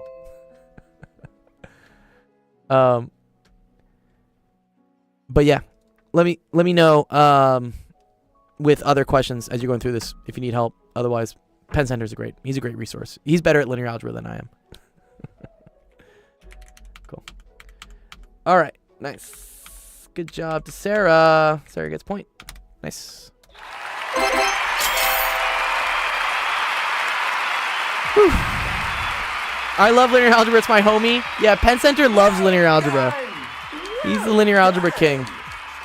Yeah. Yes. Make sure to go check out Penn Center if you need help with linear algebra. I mean, I appreciate learning it too. I think it's fun. That whole like linearly independent, linear dependent is such a mind fuck for me sometimes. I'm like, wait, which one's the? But I guess we figured out that you have to just RREF it and then figure out what value causes you to not be able to solve the RREF. Then that tells you that they're dependent on each other. Wow. That's cool.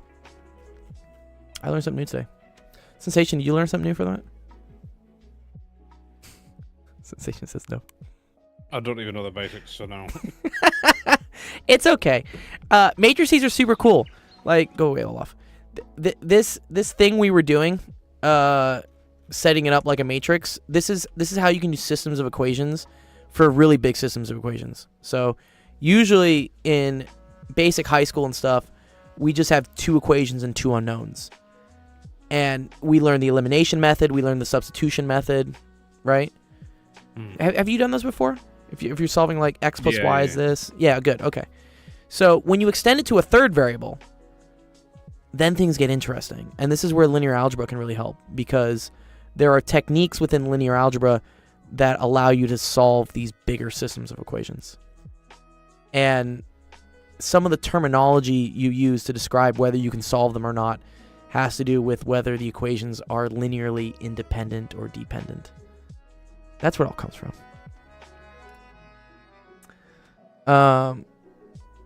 Anyways, cool. Good question. Ooh, we've got lots of questions coming up. Yeah, one sec. I said I would, well, I need to do, I got to go in 20 minutes too, unfortunately. I have to go teach someone else in 20 minutes. So let me see. All right, I'm going to go in order for who submitted questions. Adarsh, you around? We'll do yours. Then Reki Rek, and then Messi. Yes. Okay, Adarsh is here. Let's do it. Okay, at a grocery store, 20 fluid ounces of brand name vitamins sold for 95 cents. What is a unit price to the nearest cents? Ooh, this is cool. How do we do this? What is unit price in this case, Adarsh? This is a very fast one. I'm going to make it harder. He is Adarsh. He's in the Twitch. Yeah, it's okay. Or not Adarsh, sorry. Kevin. He's in the Twitch. Yeah.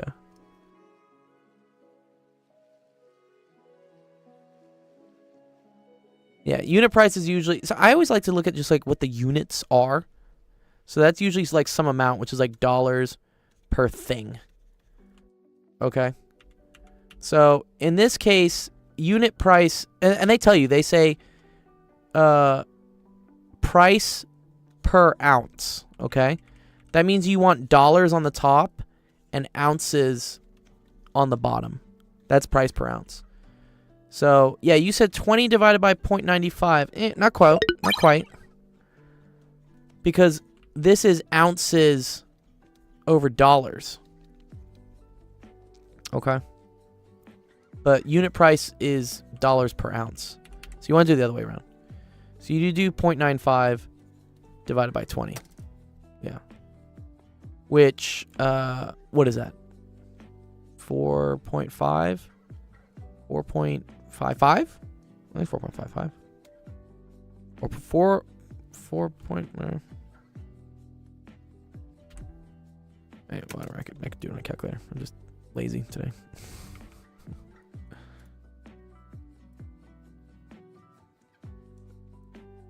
There we go. That's what I was looking like. Yes. Okay. Yeah. So that's 0.0475. Yeah. So what is that to the nearest cents? Because if you write this down, your question is going to say it's wrong. You can't just write that.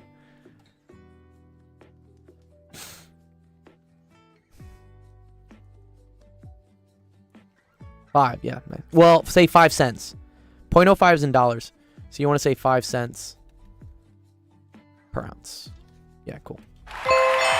Nice. Yeah, and that comes from, I mean, this happens all the time. You guys don't really buy groceries yet, but when you do, you're going to want to check that out. It's very hard sometimes at the grocery store to figure out whether something is cheaper or not because the sizes are different, right, Sensation? Like you look at, I don't know, the 40 ounces this price, but the 32 ounces this price. Well, a general rule of thumb is the more you buy, the cheaper it is. To an extent, but then this gets confusing if you're comparing different brands. So, for instance, like, let's say brand A is always more expensive than brand B, but you can buy brand A in bulk, but you can't buy brand B in bulk, right? Like, See, that's interesting. I always have to tell us by law. I think ours do as well. They'll say like price per thing, but then they'll mess with us because one will say like price per ounce and the next one will say price per pound. And Okay. now you have to convert pounds and ounces. Yeah, It's this is why the metric system works better, because it just is Yeah, kilograms. because pounds and ounces is a pain in the ass. It's like 16 ounces in a 16. pound. Yeah, 16 ounces. Now I got to divide by 16. If I just moved to decimal place, it'd be really easy. Then there's 14 pounds in a stone. Yeah. Well, we'll do, on the next stream. I'll do one, Adarsh. It's a little bit more complicated. I'll show you why this gets complicated at the grocery store. There's a slight error in the question as well. Oh, there is. What's up? It's stupid. It's fluid ounces. It should be fluid ounces. Well, they do say fluid ounces. They say it up here. No, but not there. It doesn't. It says vitamin. Oh, water, right. platinum. Yeah. I just forget it. Okay, it's all good. Okay. Let's see if Ayush is around, and then Messi, you're up. This looks like we're doing stuff with statistics.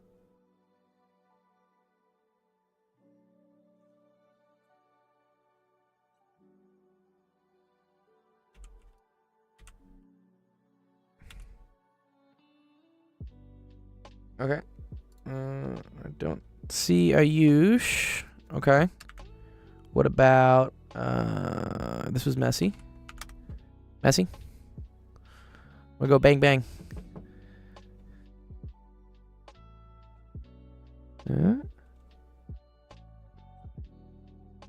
Otherwise, we're gonna do Kevin.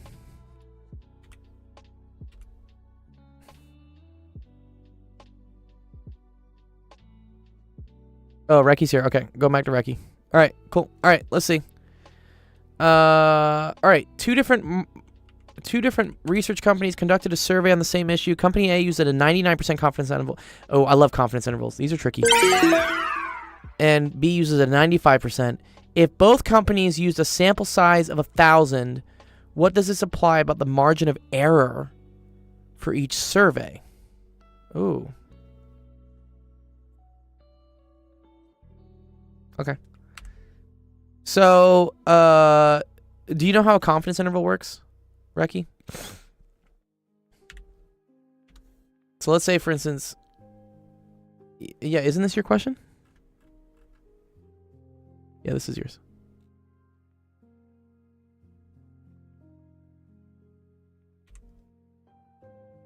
So again, let's say we have a population, and we know that, I don't know, the mean height of students is, I don't know, let's say 68 inches. Okay. All right. And I want to take a sample of students in somewhere else or something. Right? Let's say I don't know. Let's say I don't know what the population I don't know what the average height of people are. It is statistics. Yeah, this is statistics.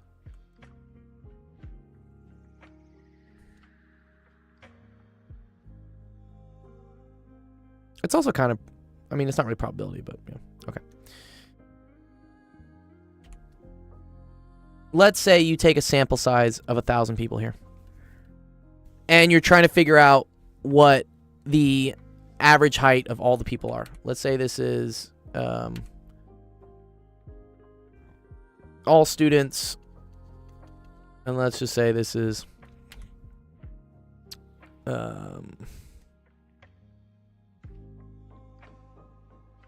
students in school A. Okay. From this sample of students in school A, I can create what's called a confidence interval, which we usually say is CI, which is going to have some average. Let's say this X bar is around 67 inches, okay? And then there's going to be a lower bound and an upper bound. This is also called the margin of error.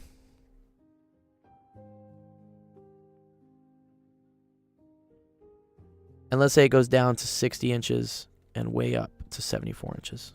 Okay. So say the margin of error is 7 inches. Okay. I can then say that I think the mean height of all students is somewhere between 60 inches and 74 inches. So I would say it's equal to 67 plus or minus 7.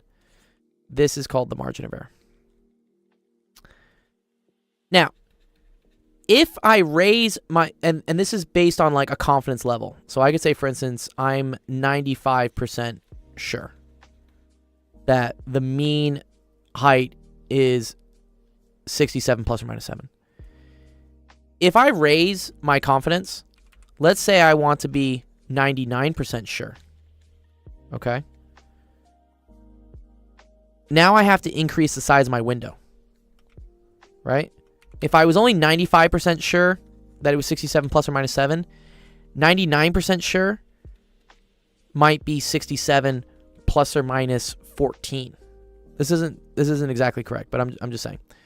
So in this case, it would go down to 53 and 81. And then this would be 67. So now your margin of error is 14 inches. Okay. So as your confidence interval gets bigger, you have more confidence that the mean of the population is somewhere within this interval that you created from 53 to 81. So if both companies are using a sample size of 1,000, what does it say about the margin of error for each survey? Okay, very cool. So the margin of error for the 99% confidence level is going to be bigger than the margin of error for the 95% confidence level. Because the less sure, because the smaller your interval, the smaller you're like narrowing in on what you think the mean is, the less confident you are that you're actually correct. That's how this works. If I think if you wanted to calculate this, you have to use what's called Z star 1/2, and then I believe it's the standard deviation over the square root of n. I want to say this is what it is. This is the equation for margin of error.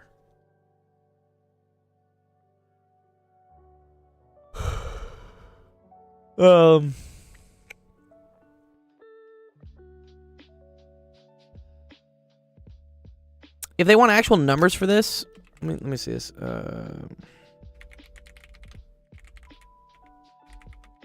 There's a table for them. This is it. Here you go. Do they want an actual number?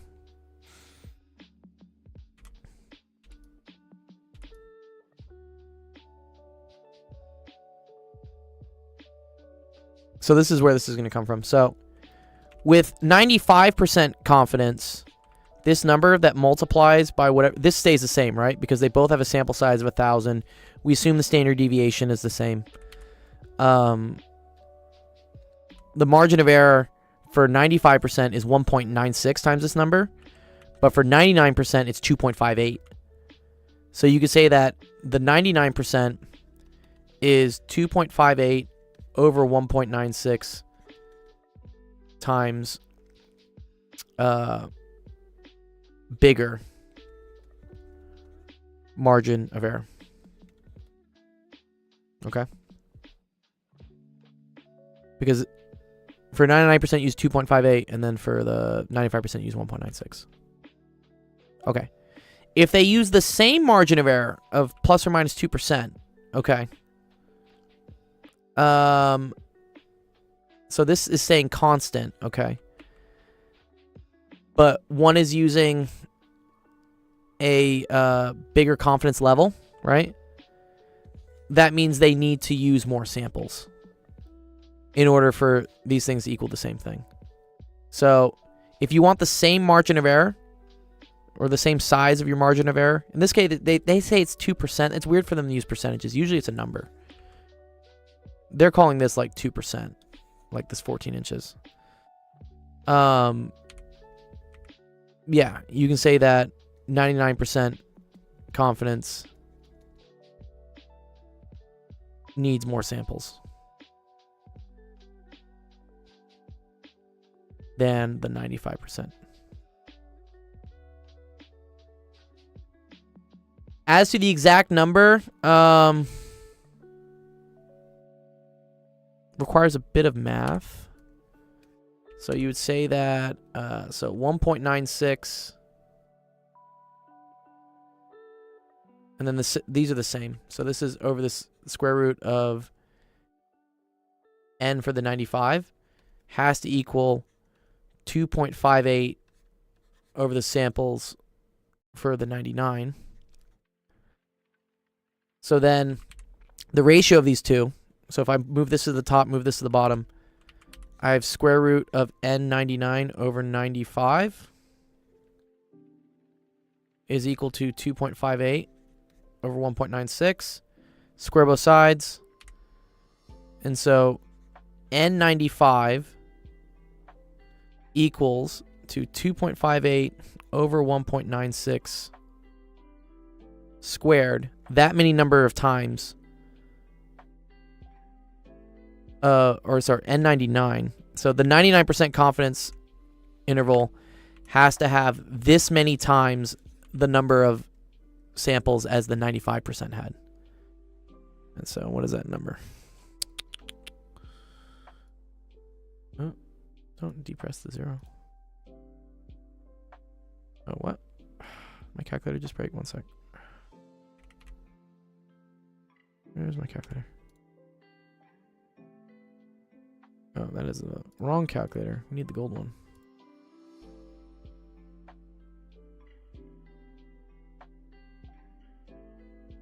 So what's that? 2.58 divided by 1.96. It does work like that. Yeah, so 1.73 times. So 1.73 times more samples. Yeah, that's where it comes from. Okay, cool. Nice, good job.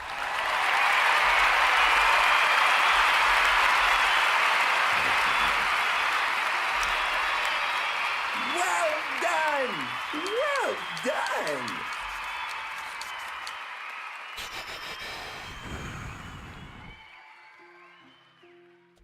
All right, is Messi here?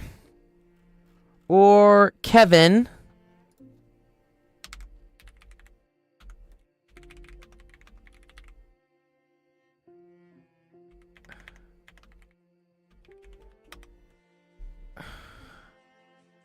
What's up, Recky?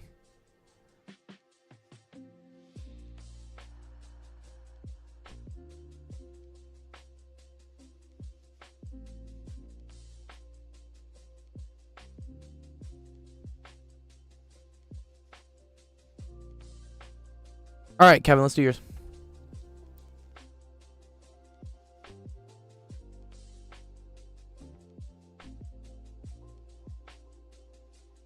No. Everyone always asks if they can just get a $60 gift card. No, it has to be a video game. Nope. Also, I might have to start like cutting back on the prizes at this point. We barely made the credit card payment this month.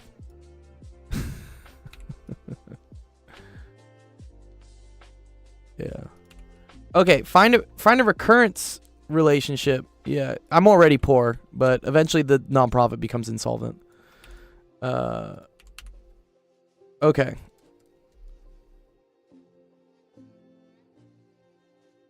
Find a recurrence relation. Okay.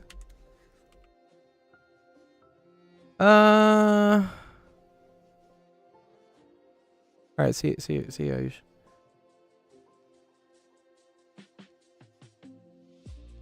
Twitch doesn't pay me shit, dude. What? Yeah. I mean, the subs are nice, but if I had like a nice set of tits or something, I'd probably get more. But, you know, it's not really my audience. I think I get like $2.50 per sub. We got like 6. If I was pulling in like 300 or 400 subs, then yeah, it would be decent money. It would pay. It would pay for some stuff. Yeah. Actually, feet. Actual feet. Yeah, that's our next thing is gonna be actual feet. Yeah. I know what the audience is on Twitch. Yeah, I mean, like literally, if I go to, you know, here, You want me to go to my like browse page, like what they want to see? Let's see what's on just chatting right now. Anime girls, more anime girls. This, like, this should just tell you everything, like why this person has like 5K views and how many subs. There's a hammer. Smash it. It's in. Like, this is unfortunately what Twitch has become. It's just the fact that there was a hammer that you had there.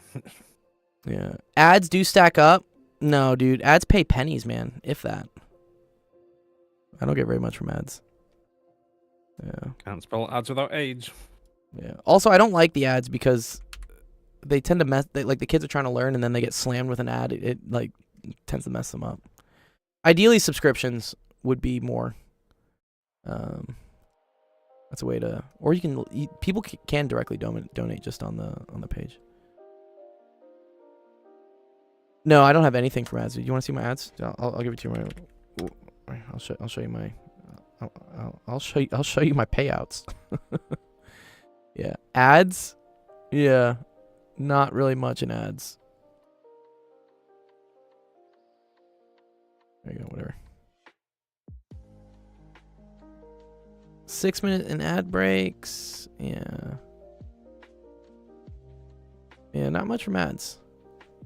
We made some decent revenue from subs, I guess, in the last 2 years. Or yeah, almost like last 2 years. Yeah, it's okay. But yeah, look, yeah, $35 in ads compared to out of subs, that's like 300 or 400, yeah. Yeah. But again, I mean, the nonprofit itself probably goes through at least $100, $200 a month. So it's not very sustainable that way.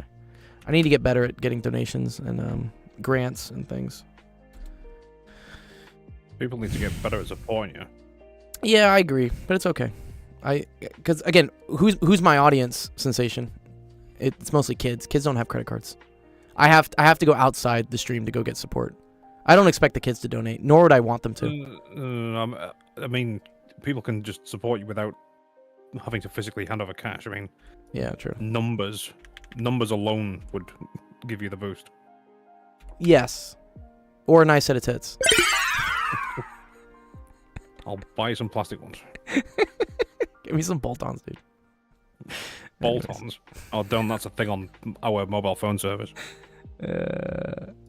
Yes, I'm able to do your question. Sorry, Kevin. I got lost in the sauce. Okay. Find a recurrence relation which is given by the format. Yeah, I get this. So we're saying, how does this term refer to this term? Well, yeah, this is just all odd numbers, right? So a sub n is equal to 1 to the 2 n minus 1 plus 1. Isn't that just it?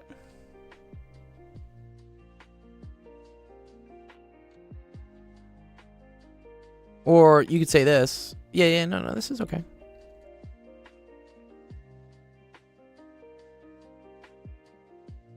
Oh, I think they want to do it with... Thank you, Endar. Yes. Endar's right. I want it to depend on a sub n minus 1. Uh-huh. Okay.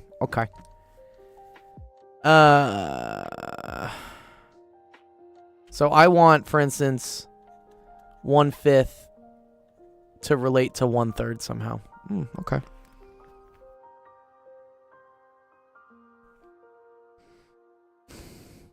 -2. No.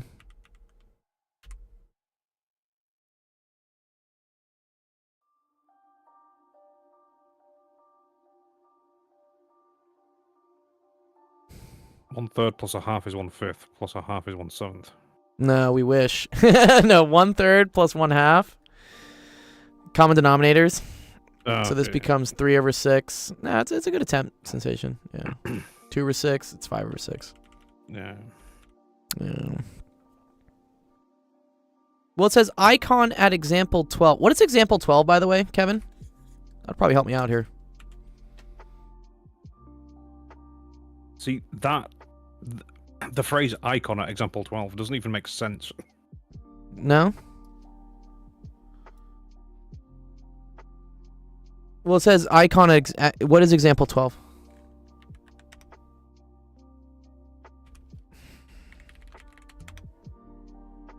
See, it says icon in example 12.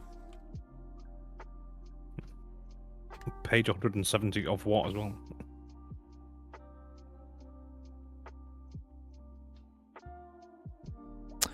Okay. Let's try to do it this way. Let's just try to solve for it, right?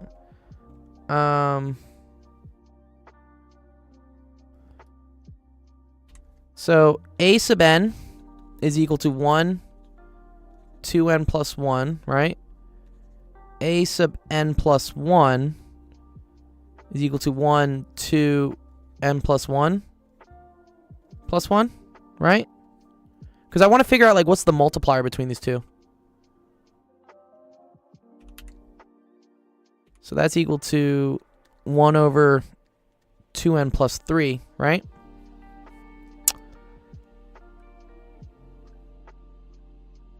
Right. So then a sub n plus 1 over a sub n is 2n plus 3 over 2n plus 1. So a sub n plus 1 is equal to 2n plus 3 over 2n plus 1 a sub n. Or the other way to write that, right?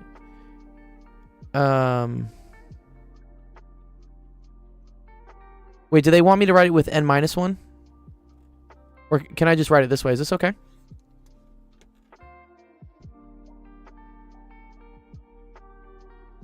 Or did I do this right? I'm sorry.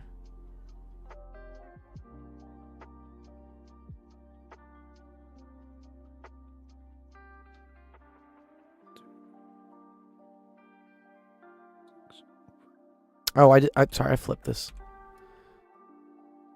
Yes, thank you. Yeah, this is my... Yeah, thank you. Thanks for saying. I'm just whispering. No, you're good. I did this wrong. I'm struggling to understand, so I'm just whispering to myself. Oh, they want it as a sub n minus 1. Okay. All right, so here, we can do that. That's okay. Watch this. I suppose that Okay. makes sense because the number's decreasing. Mm-hmm. So n minus 1 just means wherever this is, we get replaced with an n minus 1. So this is 1 over 2 n minus 1 plus 1. So, that's 2n minus 1, right? Because it's negative 2 plus 1 minus 1. Yeah, okay, cool. So then a sub n over a sub n minus 1 is 2n minus 1 over 2n plus 1. Move this up top. A sub n is equal to 2n minus 1 over 2n plus 1 a sub n minus 1. Is that better? Nice. Okay, cool. Love that. Suppose b sub n is this massive thing. Okay. Find b sub n minus 1 in terms of b sub n minus 2.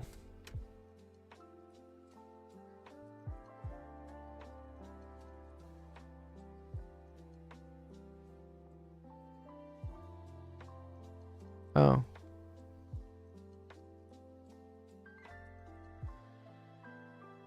Oh, interesting. Wait, what? Sorry.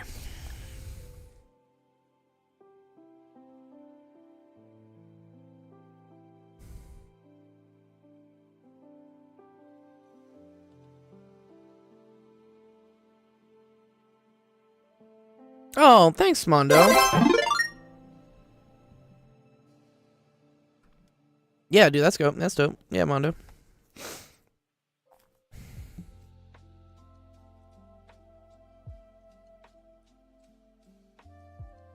Themselves.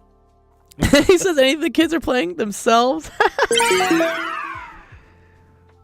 I think they really just like V-Bucks these days. That's what they do. That's actually a good idea, Mondo. Yeah. I should look into that more. If people want to just sponsor like an individual prize for things. I do have to like rework my ideas on like how to. That's a good idea. I have to rework my business model, I guess.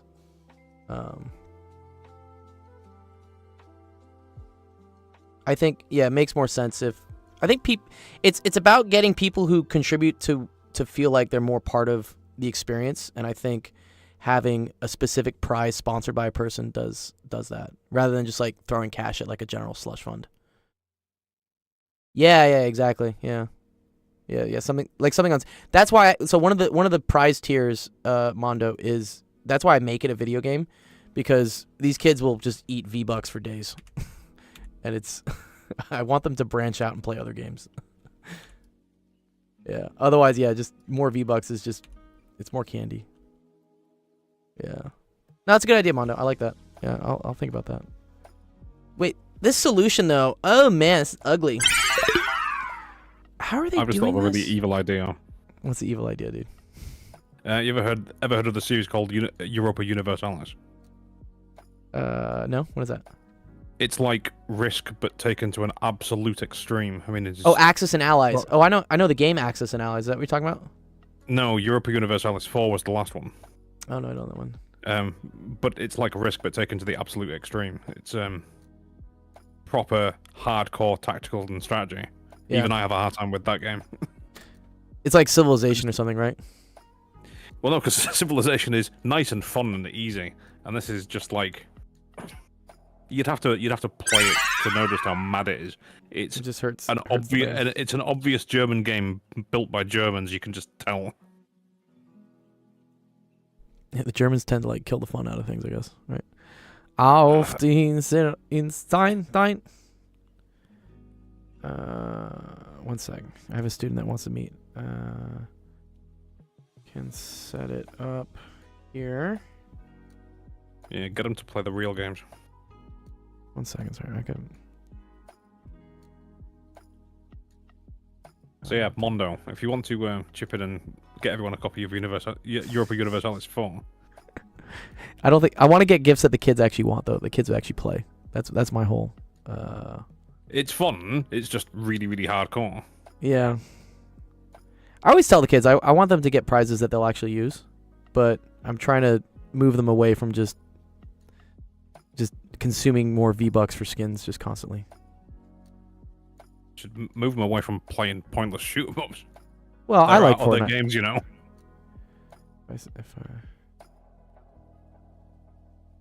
I'm saying though, it's like eating hamburgers all the time. I mean, there's other foods to eat. 1 sec. Let me just. Sorry, give me 5 seconds. I got a kid that I have to. Oh dear, it's all gone wrong. I'm picking some out right now. Yeah.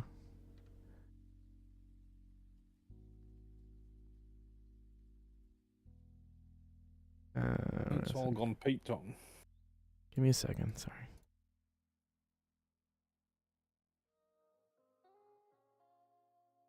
Today's the 21st, right? Yeah. Okay.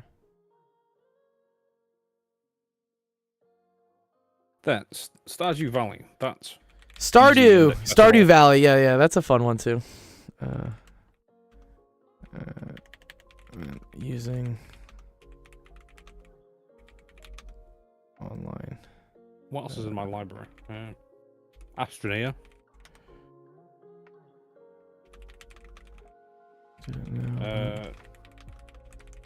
City Skylines, although I think there's a sequel now.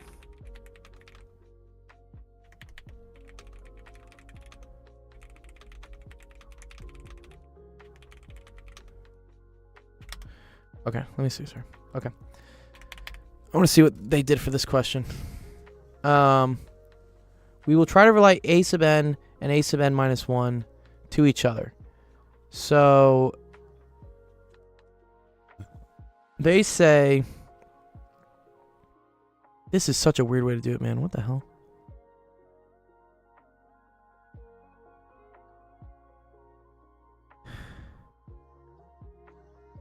Okay. So then they switch this in for 1 over a sub n minus 1 plus 2.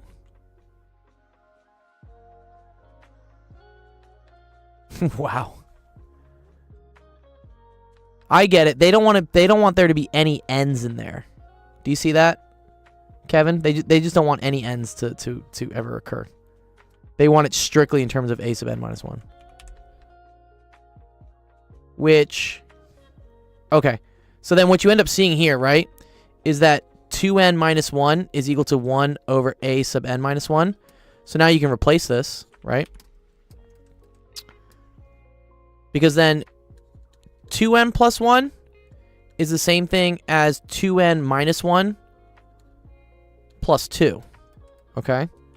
So this becomes 1 over a sub n minus 1 times a sub n minus 1 over, and now this becomes 2n minus 1 plus 2. So this is 1 sub a minus 1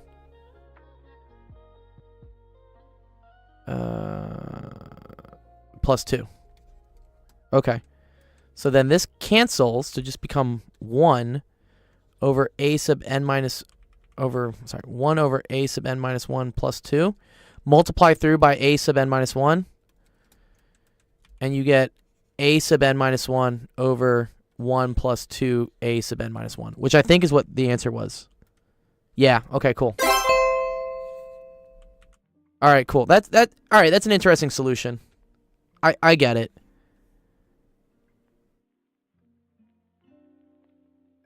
Yeah, you need to see the, yeah. Well, again, like a lot of things in math, if the solution isn't obvious, if this solution was not obvious to me, I would have done just this. Or my even more basic one was just to leave things in terms of n.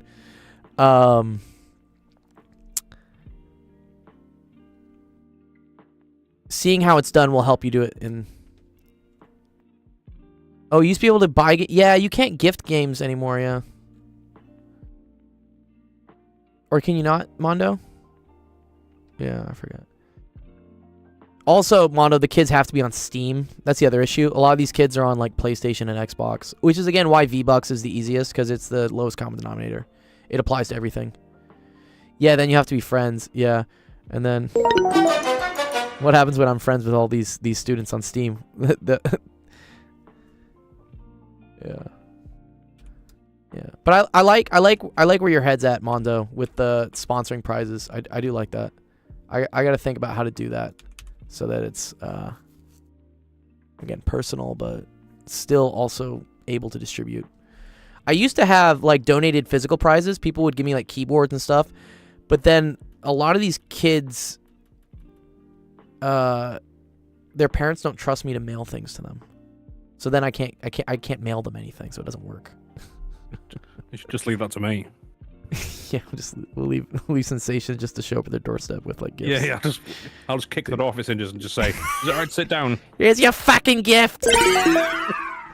I did that to somebody once. Genuinely, I was just like, some woman had pissed me off, so I just kicked the front door off its hinges, kicked the inside door off its hinges, Oh, God. and just walked into the middle of the living room and said, Yeah. "Is it alright to sit down?"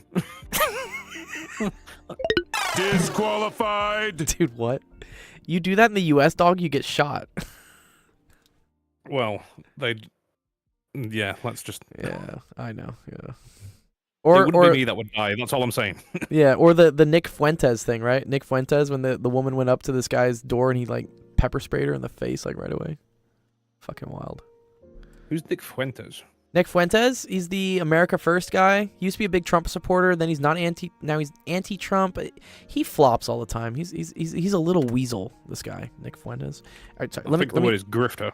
Yeah, I mean, I have more colorful language I would use for him, but we are on a live Twitch stream. But yeah, just look up Nick Fuentes pepper spray. Yeah, it's an interesting situation. Okay, let me see if we can do this one. B sub n is equal to 2b sub n minus 1 plus n minus 2 to the n, and b sub 0 is 5. Find b sub n minus 1 in terms of b sub n minus 2. Okay.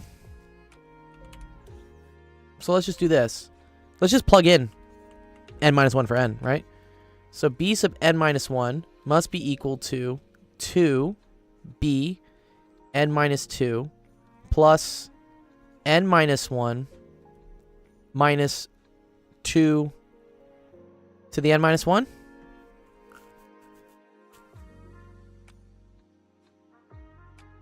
Is that sufficiently in terms of b sub n minus 2, Kevin? Oh, okay. I was wondering whether like this was legal as well, or if it wasn't.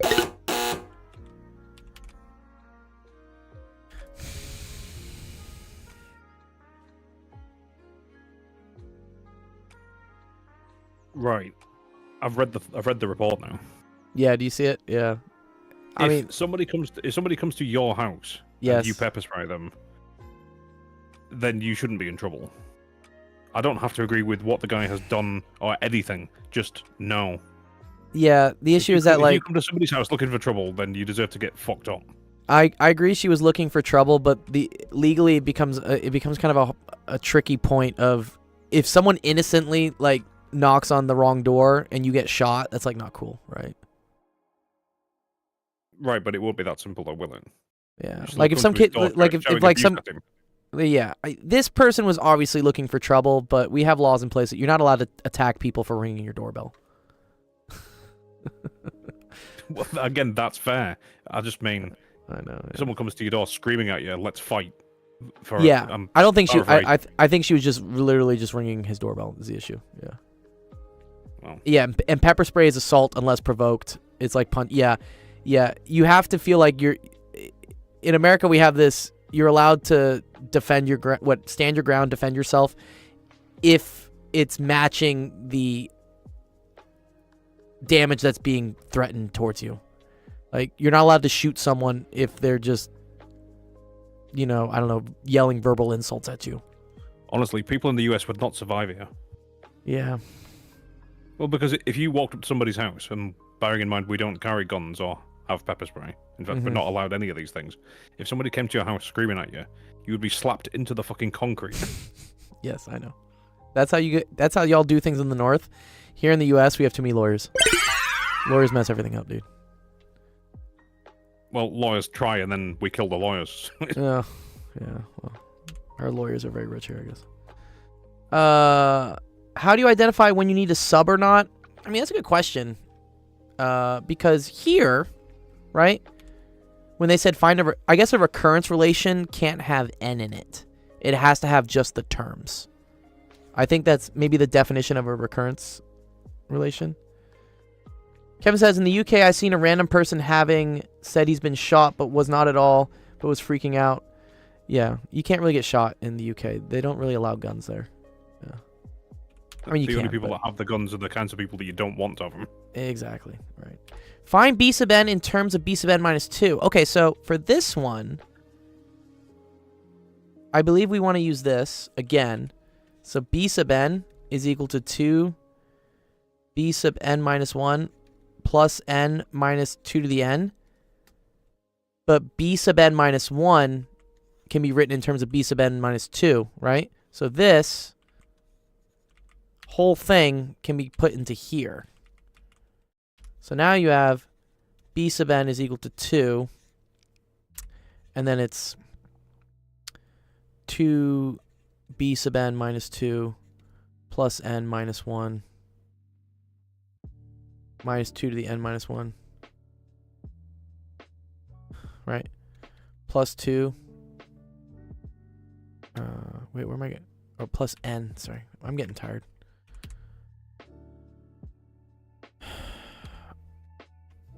Plus n minus 2 to the n. Okay.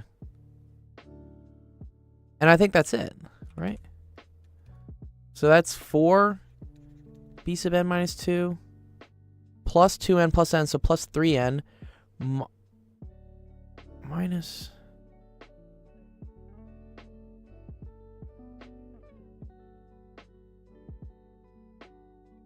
Yeah, okay. Yeah, you got another answer for me? All right, let's see. Okay.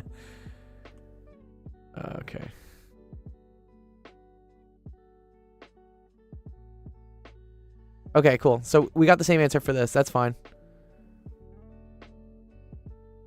Okay, cool. Yeah, they did the same thing.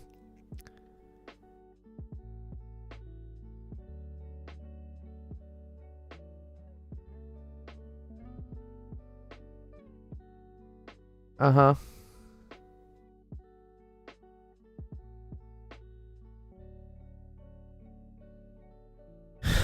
Yeah, then part C and part D just gets like really weird.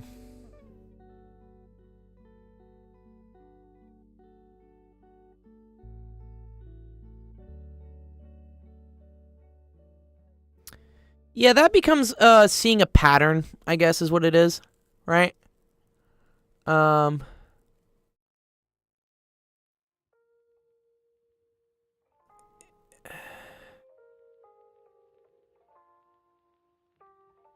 Yeah, okay.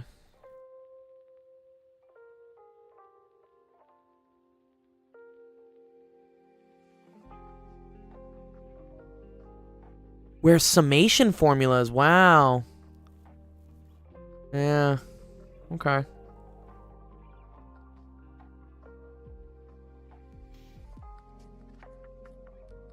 Yeah, okay.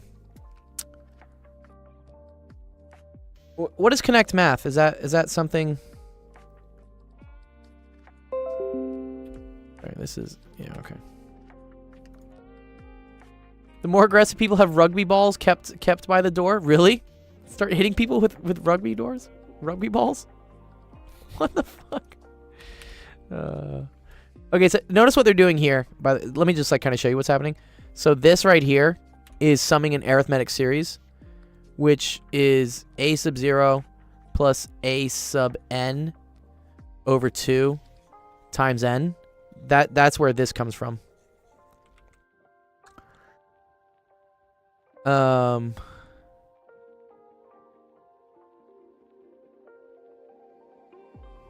This, how would you know that formula? You just have to know the formula for for the sum of an arithmetic series. You just have to know this one. There's also the geometric one, right? The sum of, yes, good. Yeah. Isn't that one like isn't that a to the 0 over 1 minus r? Yeah, okay. Well, that's where that one comes from, right? So the rate there is 2, right? So 1 minus 1/2 or oh, I guess it's just negative. Yeah, it's just negative. Yeah.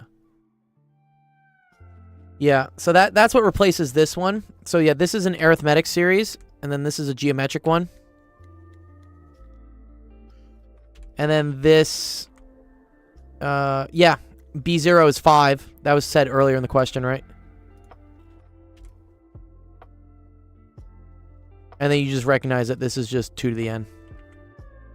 Wow, crazy. Yeah, don't get too mad at yourself for not getting that, Kevin. Exactly. Yes. That's the formula. Yeah. That's what they want you to know.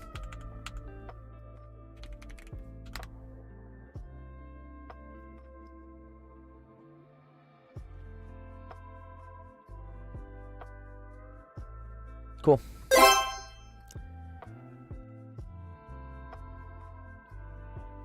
Doing discrete and simpler problems. I sent a professor complaining. Yeah, I would maybe complain. Yeah, I tell the professor that's pretty difficult, dude. Anyways, yeah.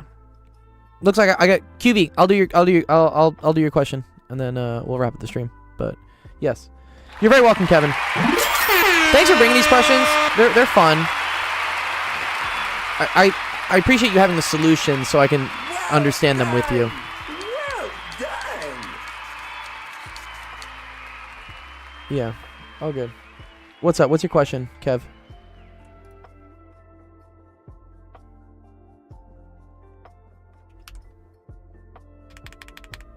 Let's see if QV's around. Is it okay to look at the solution first and then retry the question? Totally. 100%. So how I always say you should approach questions, Kevin, try to do it yourself. And you saw that probably earlier in the stream here. When I get sent these really hard math challenge problems, I'll try to do it myself for 5 or 10 minutes. And if I've hit a wall and it's not going anywhere, take a look at the solution. And then put the solution away and try to do it yourself. And then the next day, try to do it again. And you'll remember more and more. You know, yeah, you're okay. Yeah, solutions is not cheating if you use them to learn. Yeah, you're very welcome, dude.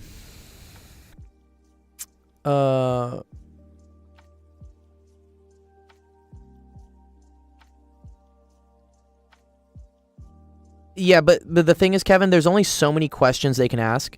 And so if you know the solutions for how to do, you know, the hard ones, what's going to be asked on your test is just a variation of that. And so you learn the strategy. Like if they change up the numbers, well, yeah, so try to understand the process. You know, look through the solutions and see, oh, they're grouping this into this, they're grouping this into this. And so if you see a different question, you can think to yourself, oh, I need to see how I can create a geometric series. I need to see how I can create an arithmetic series. Yeah, you're very welcome. Okay. Use Gaussian elimination method with back substitution. Okay.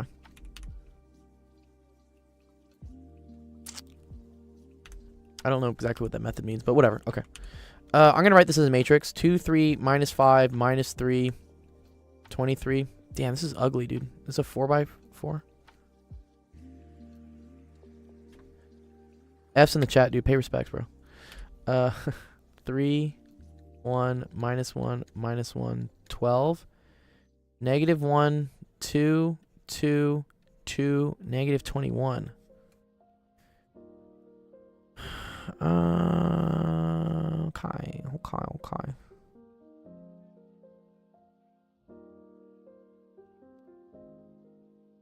When they say back substitution, I think that means we're supposed to solve for one variable and then plug it in to solve for the next one or something, right? Like right off the bat, I see that this and this could be used to eliminate for this. Put it in row echelon form rather than reduced row echelon form. Okay, so now I need to remember what that is.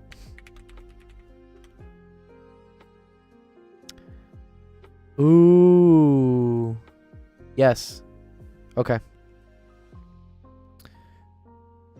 Got you. Okay. Does that make sense, QV? What he's saying here?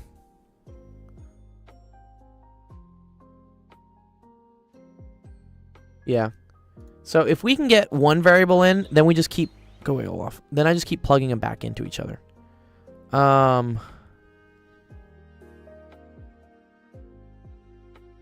Okay.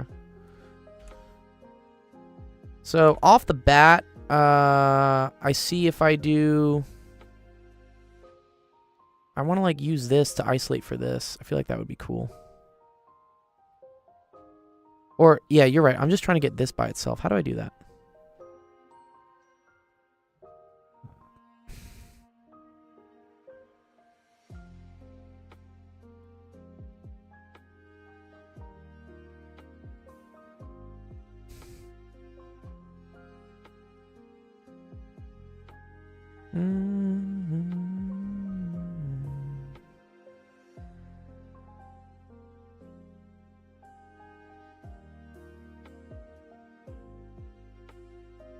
Oh, it's the same as before. You just don't get 0. Okay. So I'm just trying to make this thing equal to 0. Wait. I do want this thing to be 1, though, right? Is that... Yes, I do want that to be 1. Oh, okay. This is ugly, though, bro. I gotta divide this by 2? No. I don't want to. I'm gonna swap these. Yeah, I'm gonna row swap. Yeah, we're gonna row swap first, QB. Make life easier. Okay. So I just swapped this row with this row. Because now... I see if I add -2 of this into this, that'll get rid of this. Okay. So, here. So, -2 into that makes this 0, 1, -7, -5.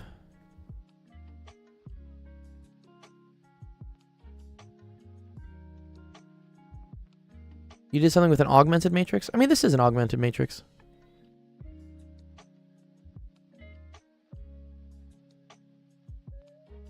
This is like the augment.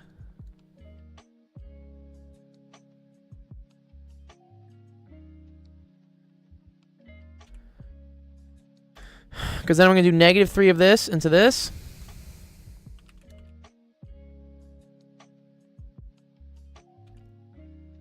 So that's going to get me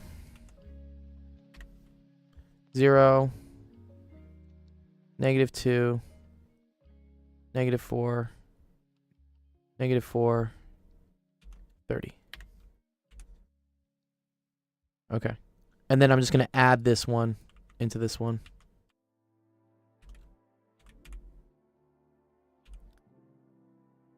And so that's just going to give me 0, 3, 3, 3, -27. And then this is done. This is done. We just got to break this one down. By putting 2 of these into these.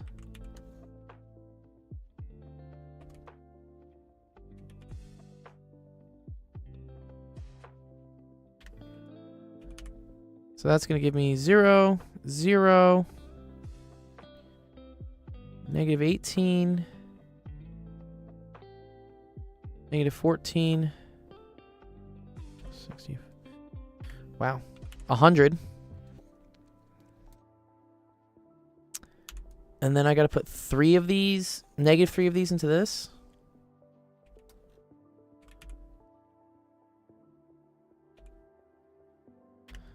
So, that's going to give me 0, 0. -21 into 3 is -18. 15 into 3 is 18. -335s is -105. So that's -132. Interesting. And then I just take -1 of these into this. Thank God for copy paste. This would really suck if you had to do this all by hand. That's going to get me 0, 0, 0. I'll divide that one at the end. And then that's going to give me 32.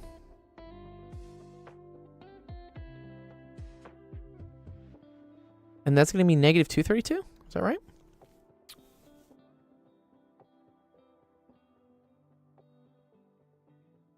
And then you just got to divide.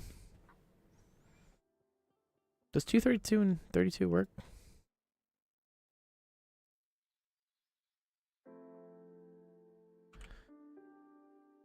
Yeah, it would be much easier with a calculator. Yeah. Well, oh, are you allowed to just use a calculator? Yeah, bro, this is fucking broke easy with a calculator, dog. This is how you're supposed to do it. And then you divide by this. So this needs to be divided by 7. And so that gets you 1, -7.5. This is a mess. 1. And then it's 14 over 18, which is the same thing as 7 over 9. And 100 over 18, which is 50 over 9. And then this is equal to this. So you just plug that multiplied by that. And then whatever you get for that, you multiply into that, multiply into that. You know, it's just and blah, blah, blah, blah, blah. Yeah. That's the way to do it by hand. Yeah. If you want to see how to do this in a calculator, here. You can go to second edit. No, sorry. Fuck, where is it? Oh, second list. No. Dude, where is... Oh, no. Second matrix. That's what I want. Okay. Edit. And then this is a 4x5. And now you just put the numbers in. So I'm going to put them in the way I had here, right? Which was 1, 1, 1, 1, -6, 2, 3, -5, -3, 23, 3, 1, -1. Ugh.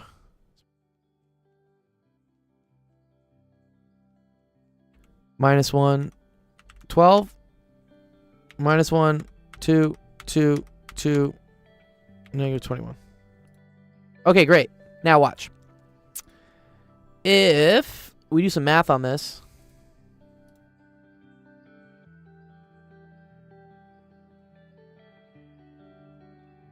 you can go here to ref. This will just put it into the reduced echelon form. And there we go. Yeah, okay, cool. Oh, they get some different numbers than we got. They get the last number is -2. Okay. Yes. RREF is much easier. Let me just make sure this is right, sorry. 1, 1, 1, 1, 1, minus 6, 2, 3, minus 5, minus 3, 23, 3, 1, minus 1, minus 1, 12, negative 1, 2, 2, 2, negative 21, yeah. So yeah, if you just do matrix, math, RREF, matrix A, you get some nice answers there, yeah. So I made a mistake at this point because this should have been -2. Instead of -7.5. But it depends on what your teacher wanted, right? They said use the Gaussian elimination method with back substitution. That's what you're supposed to do, is all those steps, which sucks. You don't want to do that. If you just want to solve any sort of system of equation, again, using matrices and not do this, then you can do so by, again, just setting up the matrix and then doing RREF. Yeah. That's the magic. But cool. Okay. Nice. Good job.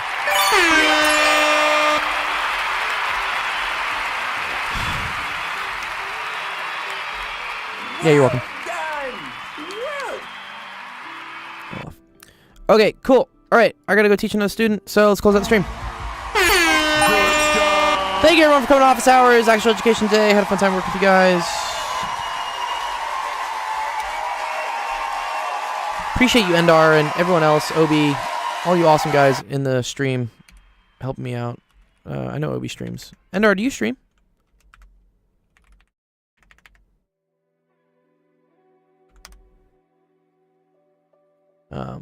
But we have, yeah, a lot of really cool math streamers. Make sure to go check all of them out. They're great. And then there's our calendar that Penn Center's put together. Let me figure out where. Oh, yeah. So, Zach is streaming right now. We're going to go say hi to him. He's doing Infinite Series. I think he is. Yes, he is. Good. Awesome. Great. Yeah. We're going to go say hi to Zach.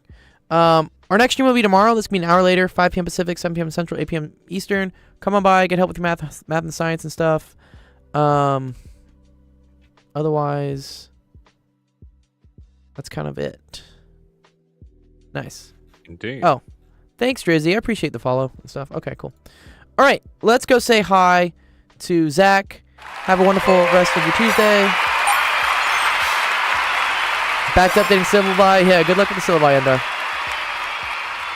We will see you guys tomorrow. Peace out. Okay, thanks, bye. Okay, thanks, bye. Okay, thanks, bye. 14F Cali. Ugh.